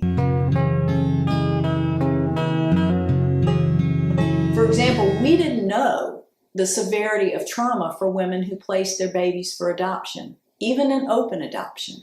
I just tried to block it out because it was too hard thinking about the fact that I made this decision and I made it for all the right reasons. But it was still really hard to admit that, I went through this pregnancy and I had this baby and then I don't have this baby. I knew that my decision was the right decision.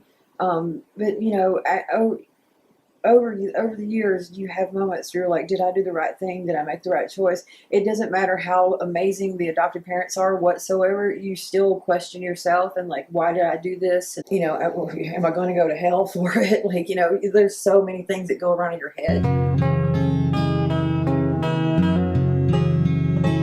We didn't know that birth mothers who had pre-existing mental health issues or past trauma had even more difficult time after placement. That was like between, my first son and what happened with him and then having to go through that. Like I just went on this just rampage of not even caring anymore for a long time. My own dad left when I was 2 months old and I never knew him until I tracked him down. I think around the time that I was pregnant with Sky. That has a really big effect on a female, when it comes to picking a mate. All of my children's dads just left me stranded. It was just crazy because it's the same thing that my own dad did to me. So it's like I was like pre-choosing someone that was going to do that to me. I was emotionally distraught still after Sky's adoption and stuff. I had still not had any help. I was still struggling with depression. I was still I was having children back to back and going through it from one postpartum depression to another without being cured from one, plus, now I know that, there's depression that runs in my family as well that I didn't know I had.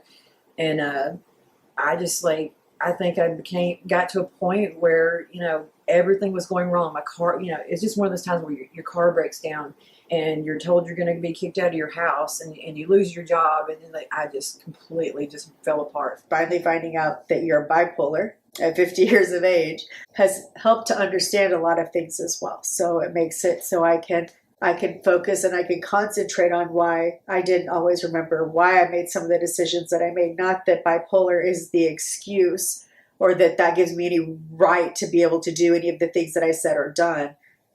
But it helps to understand why I had blocked out a lot of things and why I had so many highs and lows and not really a lull in between. It was either way up or way down. There was no in the middle. For me, going to Sunset Beach, it's not as hard now because we've had so much fun there and got to connect so much more and share a lot more joy. But the first time was terrible. And I just remember I just ached inside because I knew the story of her living there from her. My sister shared with me that's where she was when she had Journey. And that's where she was when she lost Journey. And it made me really sad. I could feel her. And then to see the actual places, just being there, knowing that she had been there and what she was going through. And that's how I don't think it would hurt as bad if there was more healing for her. Yeah. It's not that way. And it's really painful.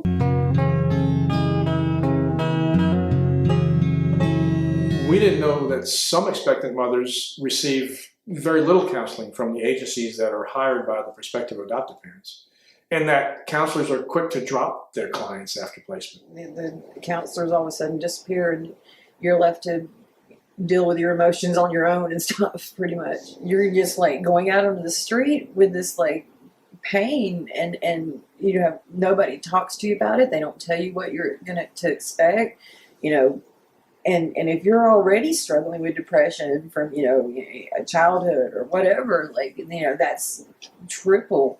I mean, that could kill people. I'm lucky to be alive. Remember, I don't remember really getting any contact with a lot of anybody other than the Falcos. I think it's very important that people going through this go through counseling and a professional, not just a friend that they can talk to. I mean, that's great, and to have a wonderful support system is also great. But man, don't hold back on that counseling. That's what they're there for. That's what they've got training for, is to help us be able to get through the processes that we have to go through and the steps, because there's always going to be another step, because that child doesn't ever not be there. Whether it's a birthday or a christening or a graduation or a wedding, that doesn't ever stop. So you have to figure out how to deal with those and be a better person during that to make it easy for that child, because that child didn't ask for any of this to happen. This is just what we chose.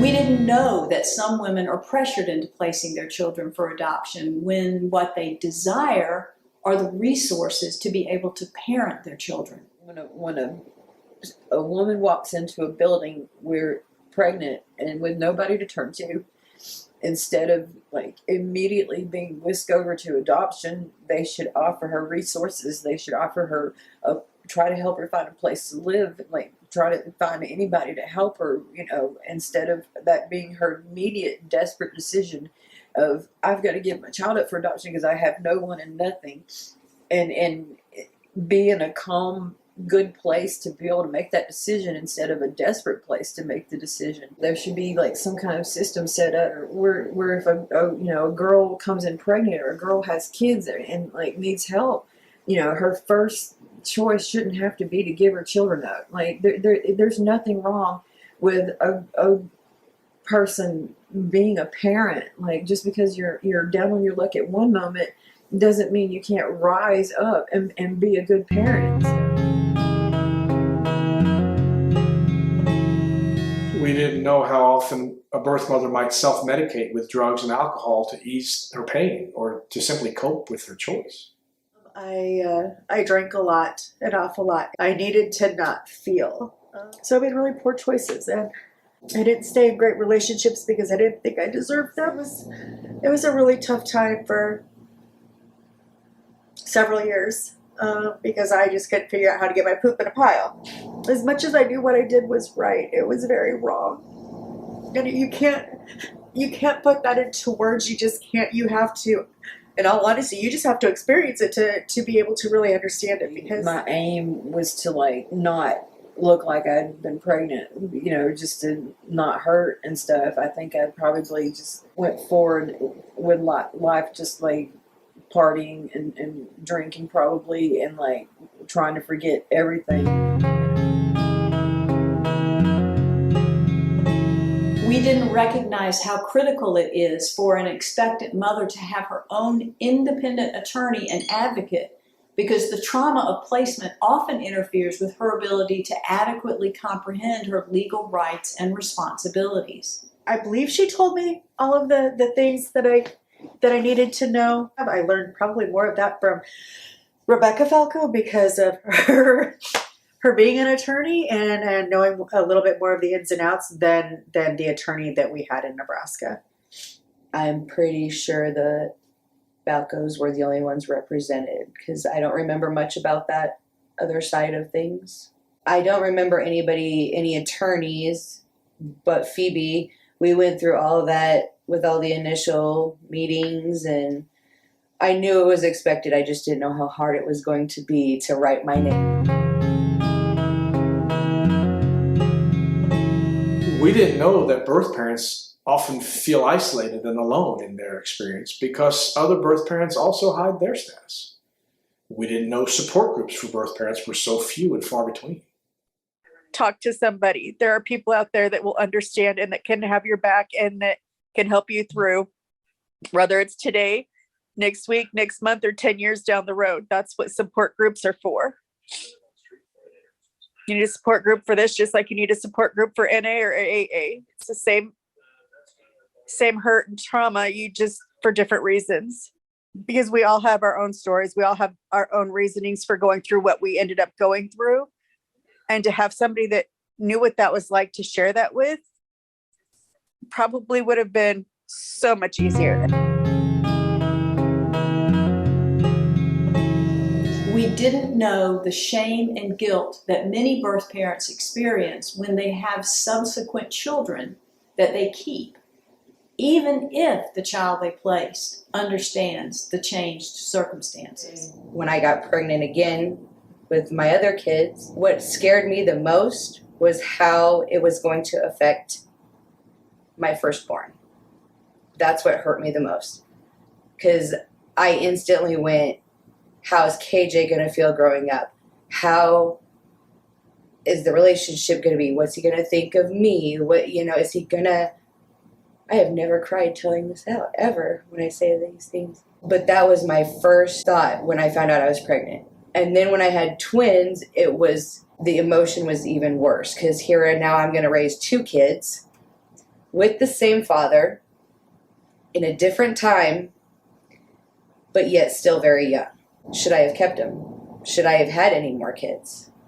The emotions are just raw and real all the time when you're thinking of those things. I don't really think I had any feelings one way or the other about the other kids she had. I think that it was talked about really well in my adoptive family, the Falco family, that there was a genuine understanding about, this is the reason you needed to be adopted, and she's now older, and so I feel like there was never really a hiccup there. So I had remarried, and we had decided we wanted to try and have a child, and we ended up getting pregnant, and that was after 2 miscarriages. It was rough. When we first found out, it brought a lot of heart-wrenching, because I thought, here I am having another child, which I didn't think would probably ever happen for me, just because of the situation where the last child I had, I gave up for adoption. But you don't want them to think that you gave them up and then you keep the next one because you didn't want them or you didn't care about them. That makes it really hard. And I was in what I thought was a really wonderful marriage at the time. It made it, made it okay.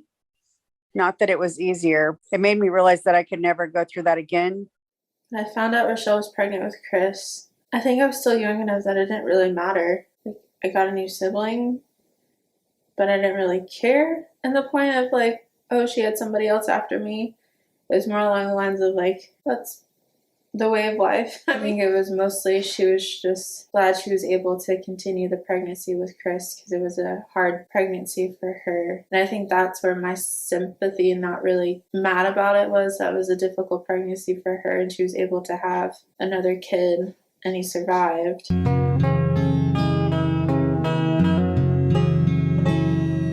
We knew that contact with birth family was good.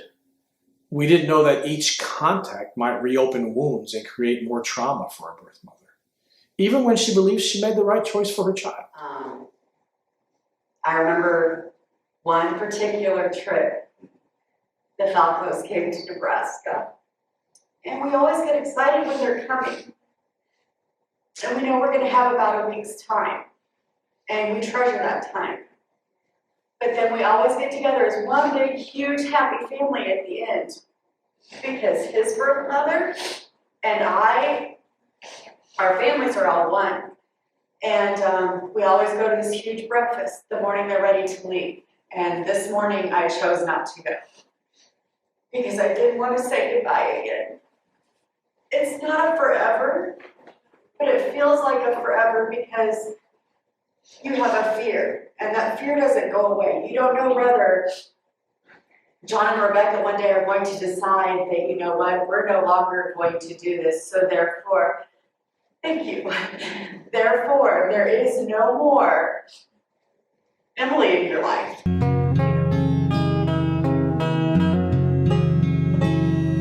We didn't appreciate how difficult it might be for an adoptee with less or no contact with their birth family to spend time with their siblings' birth families. There was a period of time where I had no contact with my birth mother, where my siblings still had lots of contact with all of their birth families, which for me, added to this feeling of not being wanted and almost thrown away. When I was 8, I had finally received contact from my birth mother with a letter. It was just a really beautiful letter describing what my parents had already been reassuring me of over the years, that my birth mother loved me very, very much and that she had done what she thought was best for me. I remember being very, very sad and happy, but sad because I missed her, even though I didn't really know her. It's a weird feeling to miss a person that you don't truly know. But this letter gave me a lot of hope. And we learned, however, that children are resourceful. They often find substitutes for the missing contact.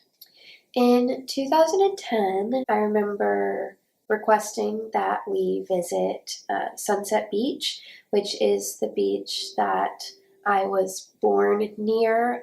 I wanted to walk the shores that she had walked. I remember feeling very connected to her through the beach and the ocean, because that was something that I know that she did and something that she loved, and it's something that I've always loved. I think that going to Sunset Beach was my own way of trying to feel close to her and connect with her.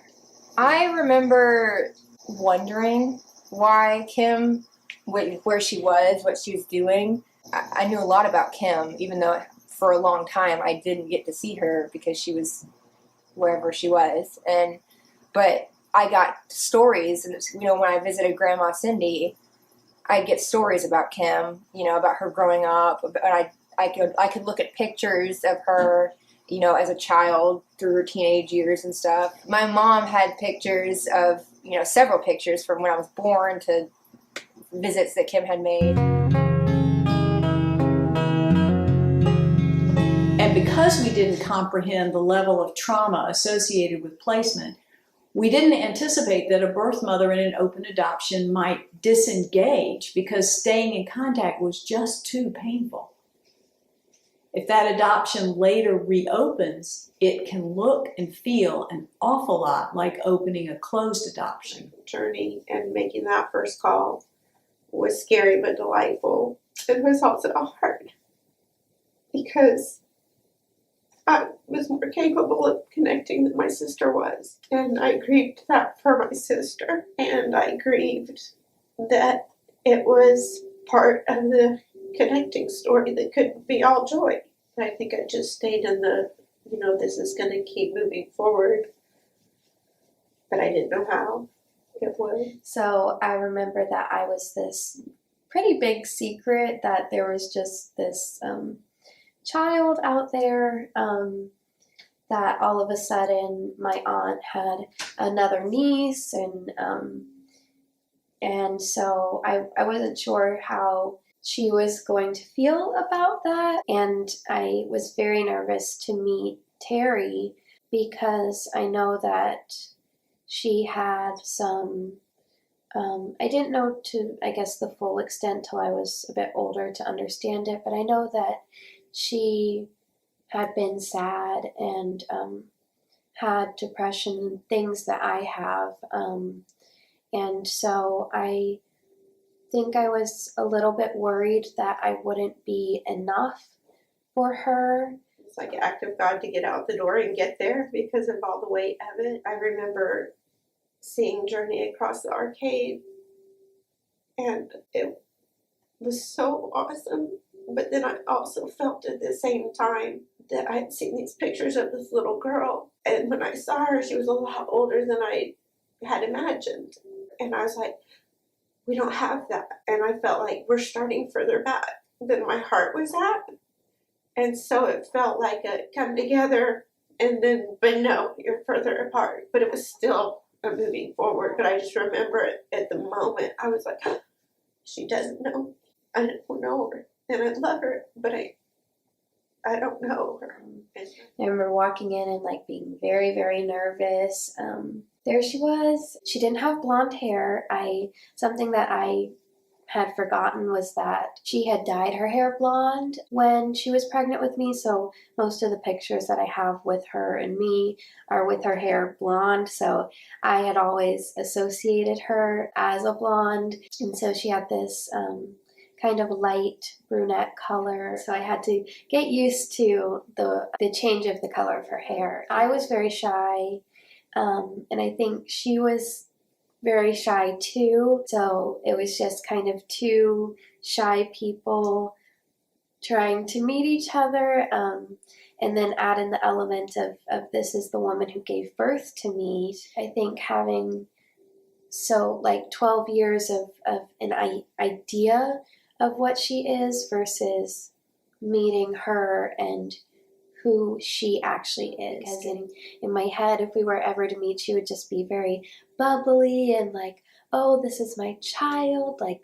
look at this perfect, beautiful thing that I made, and very welcoming, which actually turned out to be the personality of my Aunt Christy. She came up, she was just big, big, big bear hugs, still she does that to this day, so welcoming and just being like, oh my gosh, look at you, you're beautiful, where have you been? Like, I'm so glad that you're here and a part of our lives. And so that was the reaction that I was expecting and had wanted from Terry. And I think because I didn't get that reaction and she was very shy and reserved, I felt like that in my head it translated to her not really caring or wanting to meet me or be there.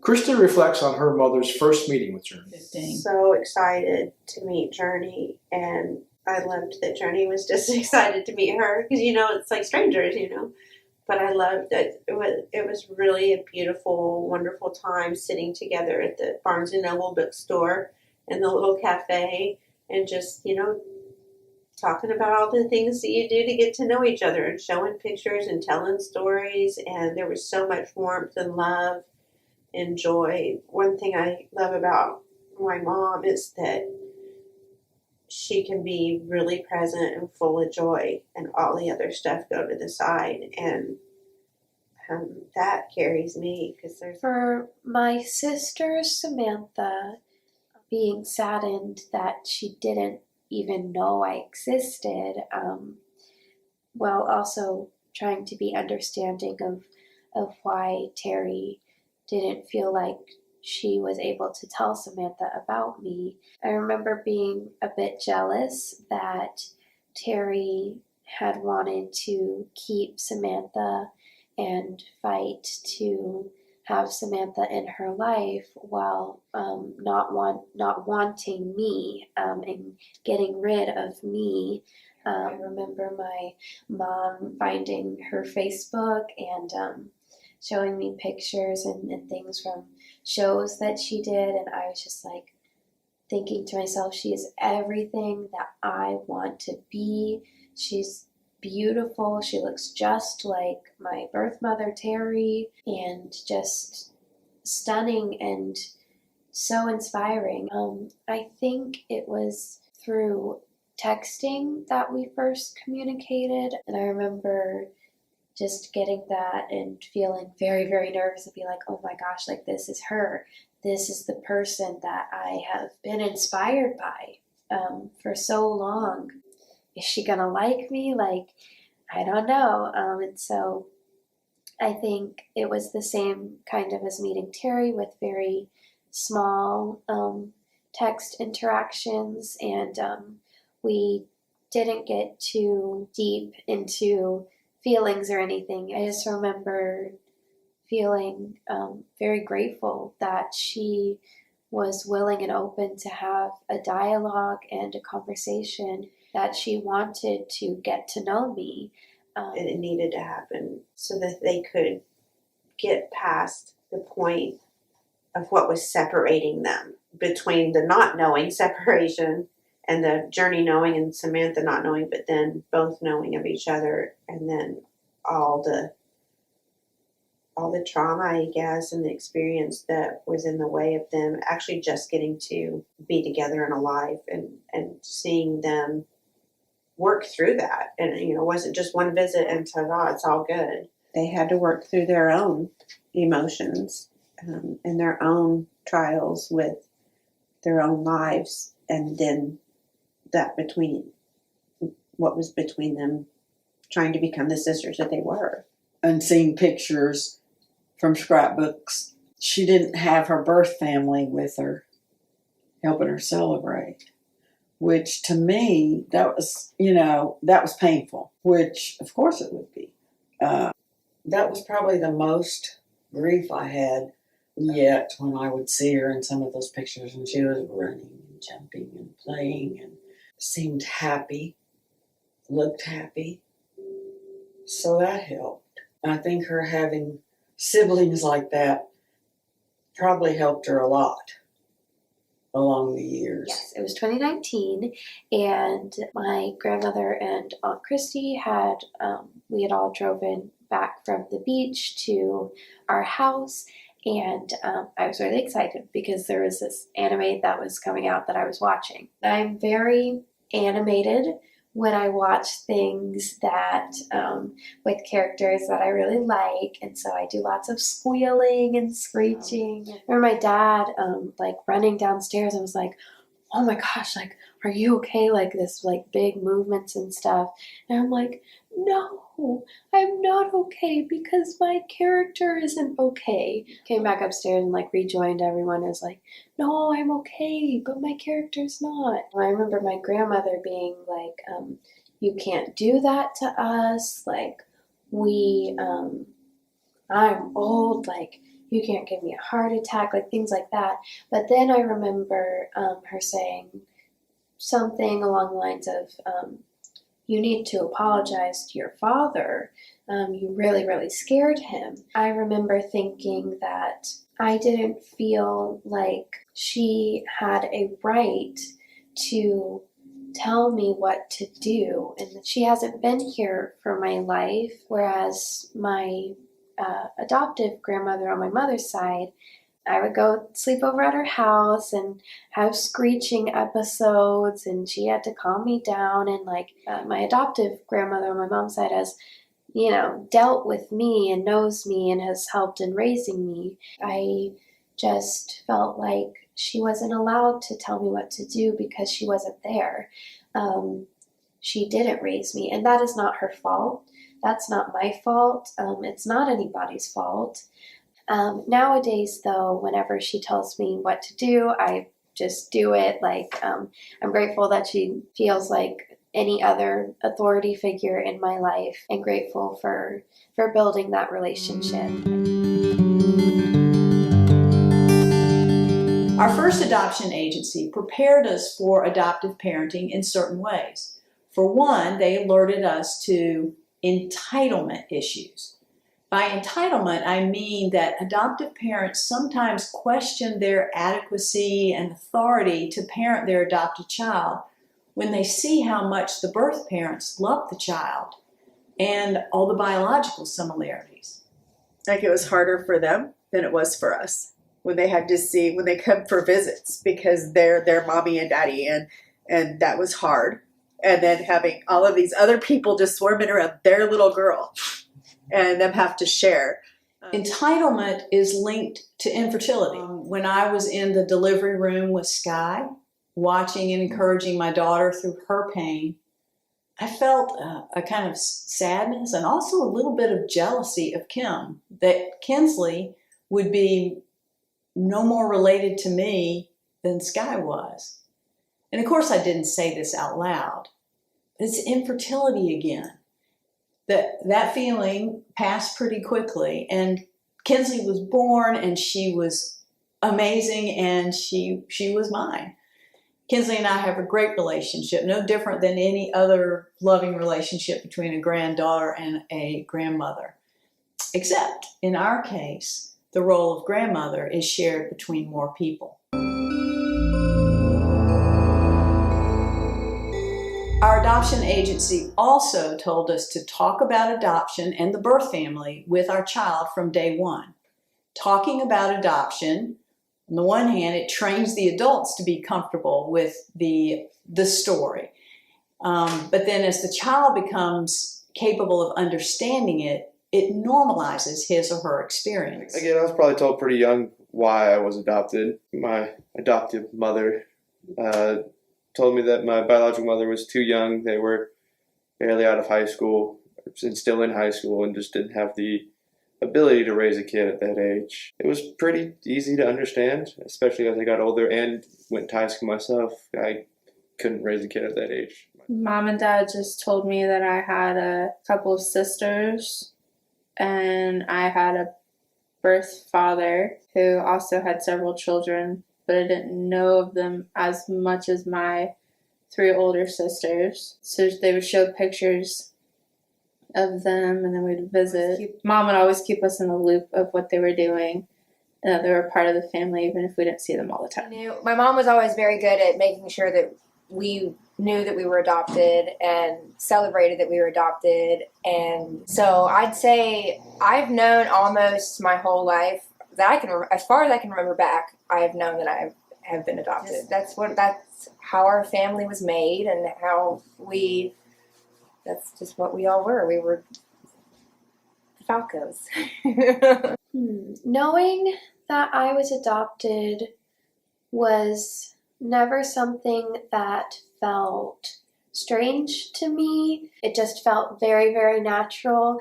And sometimes I would forget that other people aren't adopted. Like that's not necessarily the normal thing because it's just so normal in my family. We've had books about adoption, stories of our birth relatives. I had contact with some of my birth relatives, so it's easier to understand when you go to someone's house and they say, hey, this is your birth grandmother or, your biological cousin. I was told the reason Kim made an adoption plan for me was that she was not ready to quite, it didn't mean that she didn't want to be a mother, but she wasn't ready at that point in her life to take on the big responsibility of motherhood. I'm not sure if I recall specifically when I fully realized my relationship with Terry and what that meant, that she was the woman who gave birth to me. But I am pretty sure I am remembering understanding that from a very young age. She had been down on her luck and she did not have the means financially, mentally, or otherwise to have a child and care for a child in the way that she believed that I deserved to be cared for. So for Terry, giving me up for adoption was an act of love to give me to a home where she believes that I would have the love and support that I needed to become who I am today.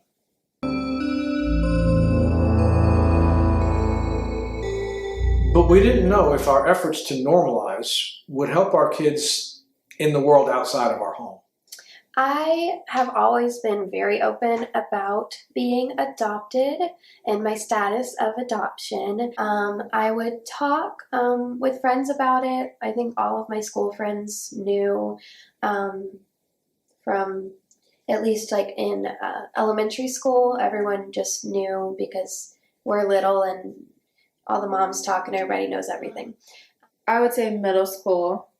When people did find out I was adopted, there was some negativity towards that. But kids are mean. There's always going to be that one stupid kid that would just say, oh, you're adopted, your mom didn't love you, blah, blah, blah. And so that would kind of hit me in the gut of, oh, wait, maybe I'm not worthy enough. But then I realized at some point that I just have to ignore what they say because they're not living my life, I'm not living theirs. So they have no input of my emotions. But I think that was really hard in middle school. Most people I tell just kind of ask for the bare minimum of the story, like, do you know why you're adopted? Do you have any siblings? And those are all fairly easy questions to answer. It's explained to me over and over my many years as being an adoptee that there's nothing really to hide from it. You know, I talk about my ridiculously crazy family tree, the dynamic between me and my siblings. So it's about normal for me. Adopted. Growing up, it was of course, kids are curious, had a lot of questions growing up about why my family was so different, you know, how they look different. You know, we all have different skin colors, so it was questions. And of course, I got a lot of questions about Becton because he's black, and you know, people, especially when I was younger, they didn't understand how that could be possible because, you know, and so I have to explain to them, which I was very educated in adoption, so my mom and dad made sure I was very educated in adoption, so I really had the answers, and I would explain it to them. And then our adoption agency had encouraged us to keep the promises about contact that we had made with our child's birth parents. In the 1990s, when we began our adoption journey, there were no legally enforceable open adoption contracts. I had a very good friend who had gotten pregnant in high school, and she opted to give her child up for adoption. And it was supposed to be an open adoption. That didn't happen.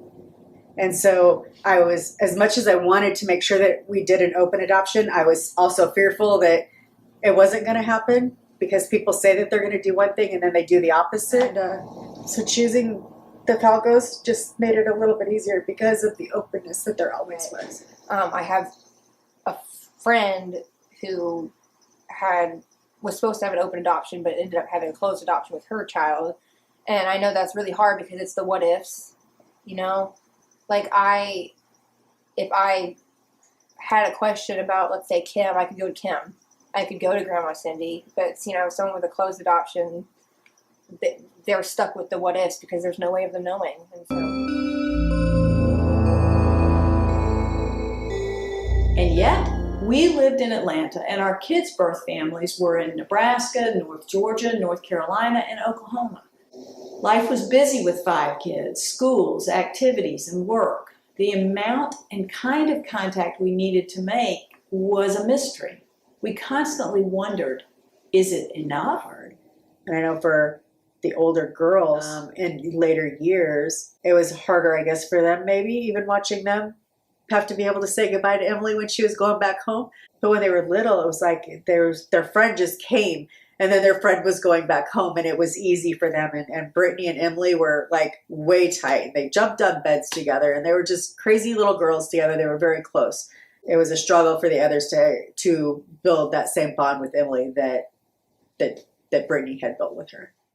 I know Emily and I had conversations about the importance of her letting her little brother know that even though they weren't together, that they could have the same bond like she had with her siblings in Georgia as he had with his siblings in Nebraska. It would just have to be that they would have to, you know, let each other know that they cared. I think you kind of have to expect heartache and some sadness and some missing pieces when you talk about the siblings, because there's so many things that you don't get to see or do every day that you do with your other siblings. That there are a lot of things that we missed out on that I wish we could get back. We've missed out on there's birthdays and graduations and like Emily's relationship with Nathan. I would love to be able to be a part of that and get to know him as well as like their relationship and their dynamic, and just getting to know Emily too on a more personal level, because we're not as close as I like hope we would be at this point. But that's partially my fault too, because I don't reach out as often as I could or I should. The best thing I remember is always laughing. It's always having a good time.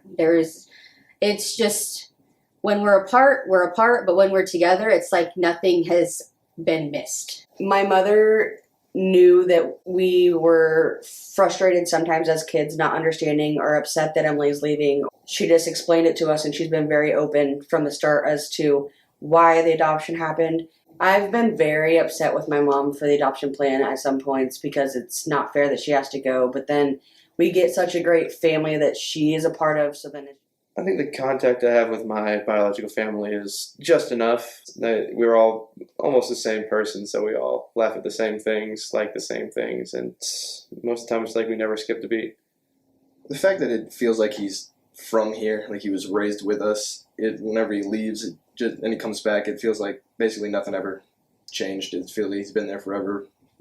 Just feel comfortable around each other, just immediately screw around, have fun. It is very difficult to say goodbye because when they get here, it's normal, and then he just kind of leaves, and it's just like family. You're not going to see him a long time because they're thousands of miles away. I think that the amount of contact that I've had with my birth family has been very good. I think that life is very busy, and I wish that I would reach out more sometimes, especially to my grandmother and my aunt. I talk to my sister Samantha quite often. Whenever we see each other in person, it's always just like pick right back up where we left off. Very good, very much feels like the rest of my family. I think the amount of contact I've had with my birth family is a good amount. Like, I feel like they're just my family. I feel like it's the same contact that I would have with any of my family.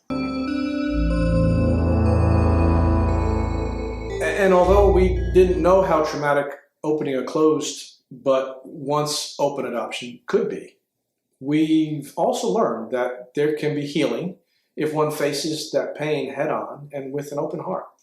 It was very fun for me to see the home of my birth mother, and they had lots and lots of cats. I have always loved cats. I remember Christy made these really delicious, more treat type thing.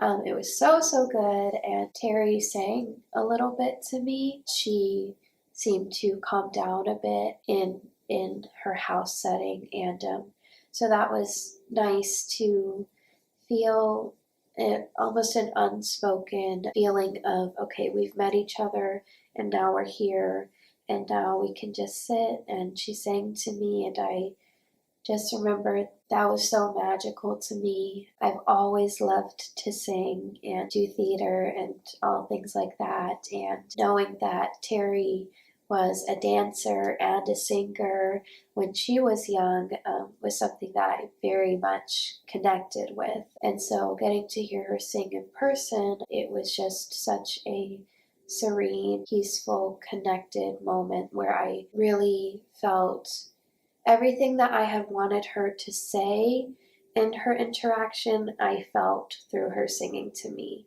I felt her love and all the love that she had for me from all those years. It felt like all of the doubt that I had in my mind of whether she loved me or wanted me seemed to kind of just disappear in that moment. And I can't remember if it was 2015 or the 2016 visit where we met at the hotel that you were staying at that had the indoor pool.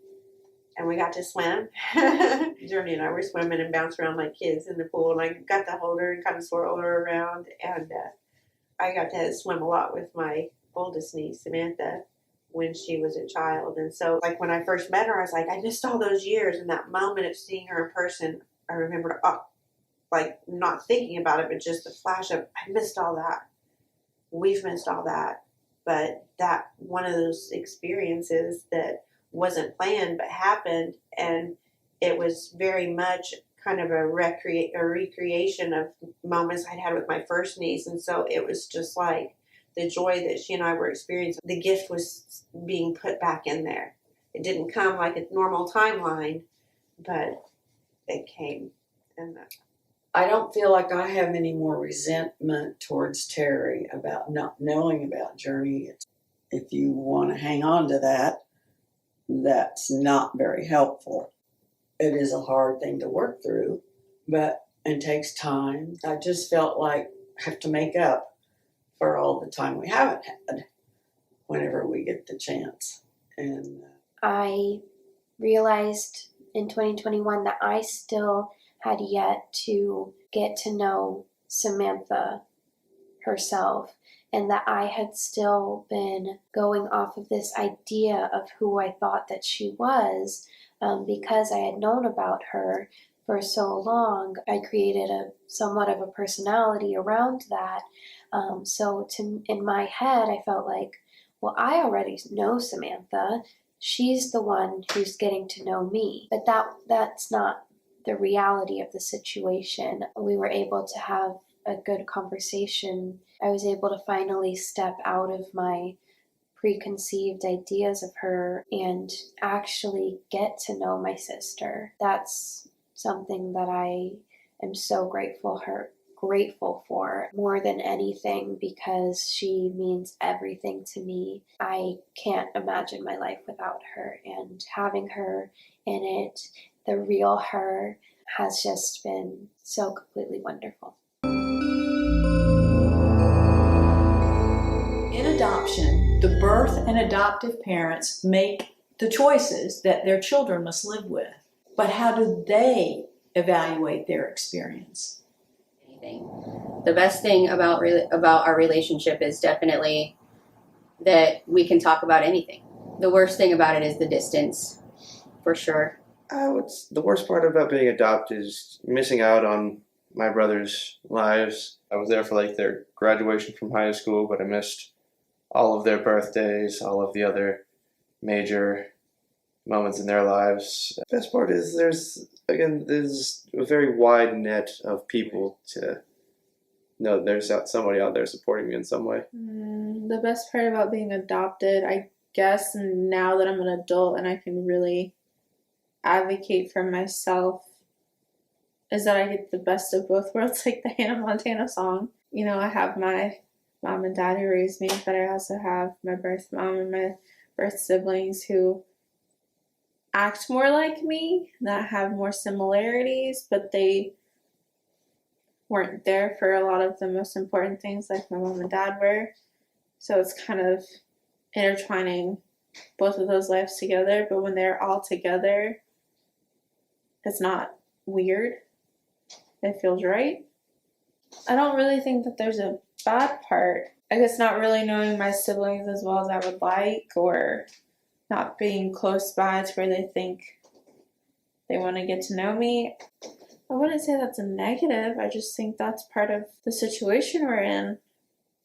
The best part about being adopted, at least when I was little, was the fact that I got 2 celebrations at school. So I got birthday day and then happy adoption day. So as I am now, I think that I'm really grateful for my adoptive family, my parents especially. They have given me everything that I ever could have wanted and so much more.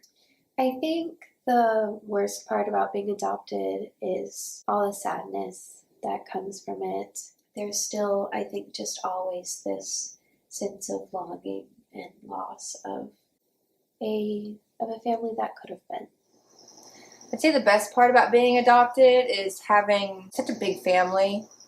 I mean, we already have a big family alone without the adoption aspect of it. But then it really isn't a worse part, in my opinion. I don't really have a worse.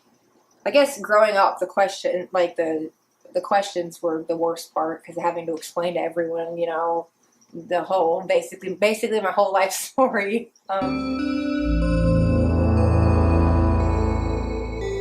Decades ago, the general consensus in this country was that closed adoption was the preferred route. The thinking was that the adoptive parents got a child, the adoptees joined a family without any question about where they belonged, and birth parents would just forget and move along. We know better now. As we learned, open adoption as it is currently practiced is flawed. There's still a lot of work to do in areas of counseling, both at the time of placement and ongoing, including healing prior traumas. Stigma about adoption remains, and support groups are needed.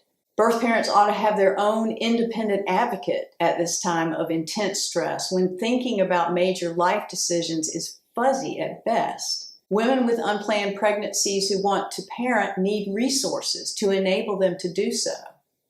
And the public in general needs more education about adoption. Things that the public don't understand about adoption are things about the birth mother and the stigma around any mother choosing to give their child away when it is sometimes one of the most selfless acts that a mother can do or parents can do, to choose to give their child a life that they believe their child deserves, even if it's not with them. I think that there are just so many factors in the world that prevent people from being able to care for a child. I think that people should judge our birth mothers less, and birth mothers in general. I think that they are ultimately so incredibly brave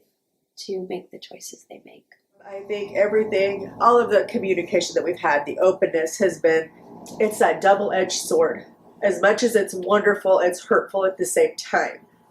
But I would not have wanted it any other way, because to know that she was okay throughout her life growing up, throughout whatever could have happened, it was always very open. If she would have fallen and broken a leg, I would have known, because there would have been contact. It wouldn't have mattered what it was. There was all that openness. I can't imagine anybody going through it and not knowing that everything was okay. I've been asked that question a lot, whether open adoption is easier or harder. I think it's both. I think it's easy because I have connections with them, but it's harder because they miss my milestones and I miss theirs. Or communication is harder because they have their life and I have mine. But it's also nice to know if I needed anything, or I would go visit, their house is my house and vice versa and whatnot, but it does get hard. When you think about it, you don't talk to your family every day. So it's just like you reach out, you call somebody, hey, how's so-and-so doing? And it's just that kind of bond that we can all catch up, and there's no hiccups. We're all so connected. It's like we're already been family forever.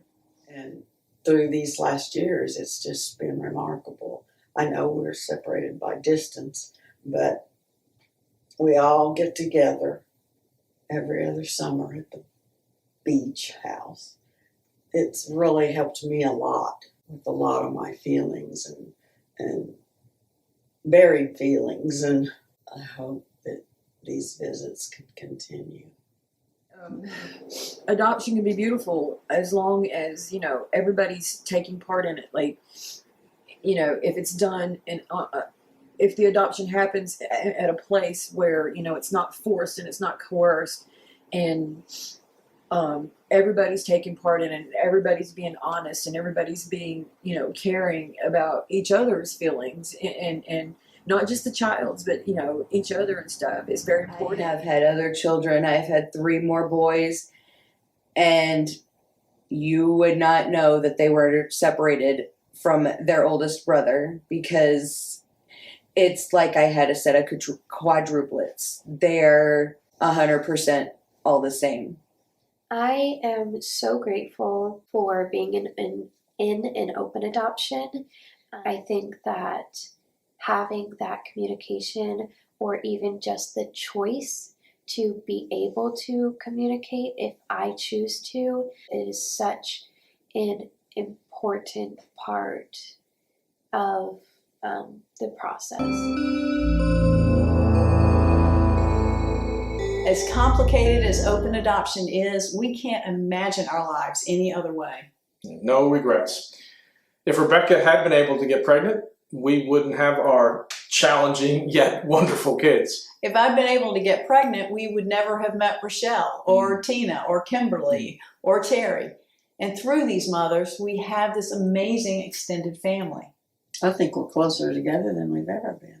Journey has this uncanny way of showing her love, even though missing out on half her life.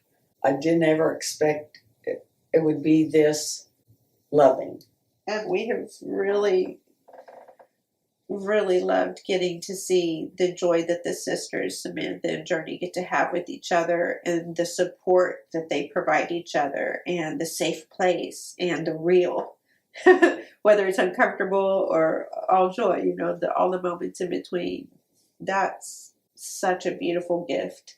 They're young and they have more of their lives to experience, and they get to do it together, and they are doing the tough stuff with each other as well as they're sisters, and they're going to do stuff together. Samantha and my mom and I are really close, and family close environments can be stressful sometimes when things hurt, but yet we have each other, and we also have the Falco family. It doesn't surprise me when we get together and it's so fun and we laugh so much, but it's like, oh, I forgot how much we really just enjoy each other's company. This is so nice.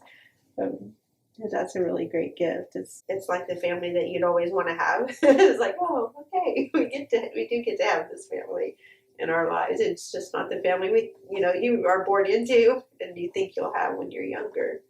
It's not the one you planned for, but you're glad that, like, wow, I'm glad I didn't plan for it because it turned out better. The whole relationship in adoption has been fabulous. We've always had wonderful contact, knowledge of everybody, and our relationships they're lifelong. They're not just, oh, well, they have my kid, she gave us a kid.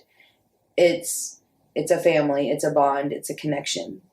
We're not done. We are ready and willing to work with Becton if and when he wants to connect with his birth family.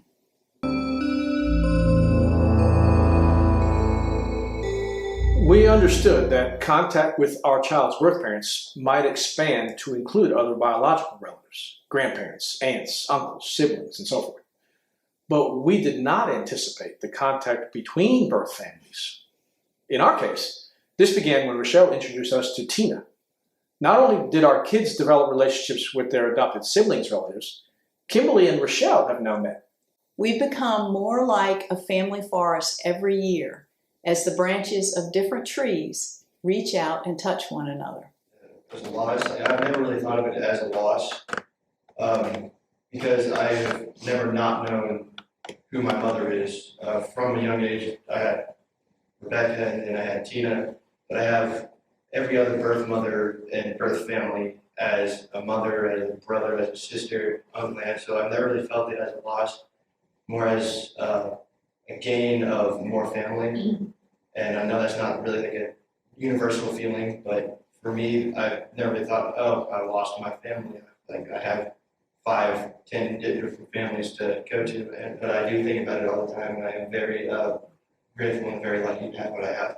We were so used to the whole adoption thing that we didn't view, like I never viewed like KJ's birth family as just KJ's family. It was always our family, it was one big family. And an open adoption is gaining more family, gaining more quote unquote siblings. It's just the extended part of it that you get to be a part of, and all the memories you're going to make. It's just adds to your family. It's not taking away your child, and your child's still going to have a good home, but you get to still be a part of them, and you don't have to wonder what if or what they look like, or it's just an extended family. I love that we are such a wonderfully close and big family. I get not only my adoptive parents, but my birth family, and then I get my sister's birth family, my sister's birth sisters, my brother's birth family, and his brothers. Everybody knows everybody and their grandparents, and even the birth families get to know the other birth families, and so it's really amazing to have so many people who can support and love you through different aspects and relationships.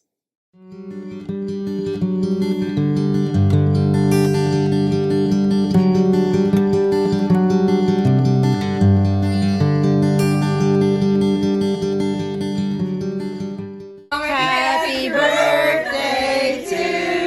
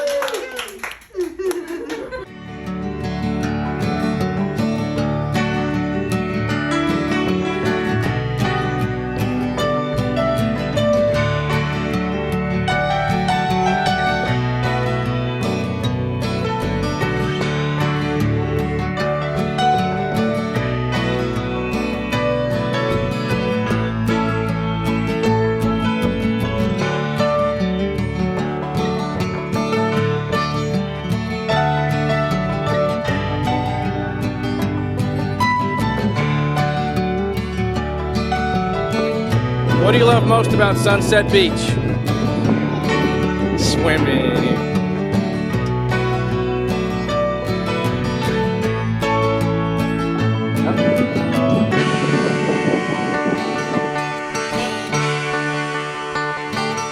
My sister.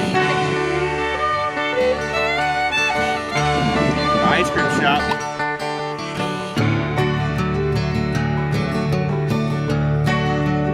Everything about Sunset Beach.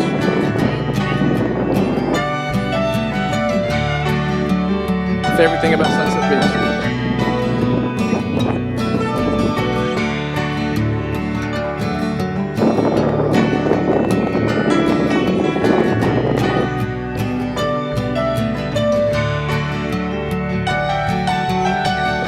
Favorite thing about Sunset Beach.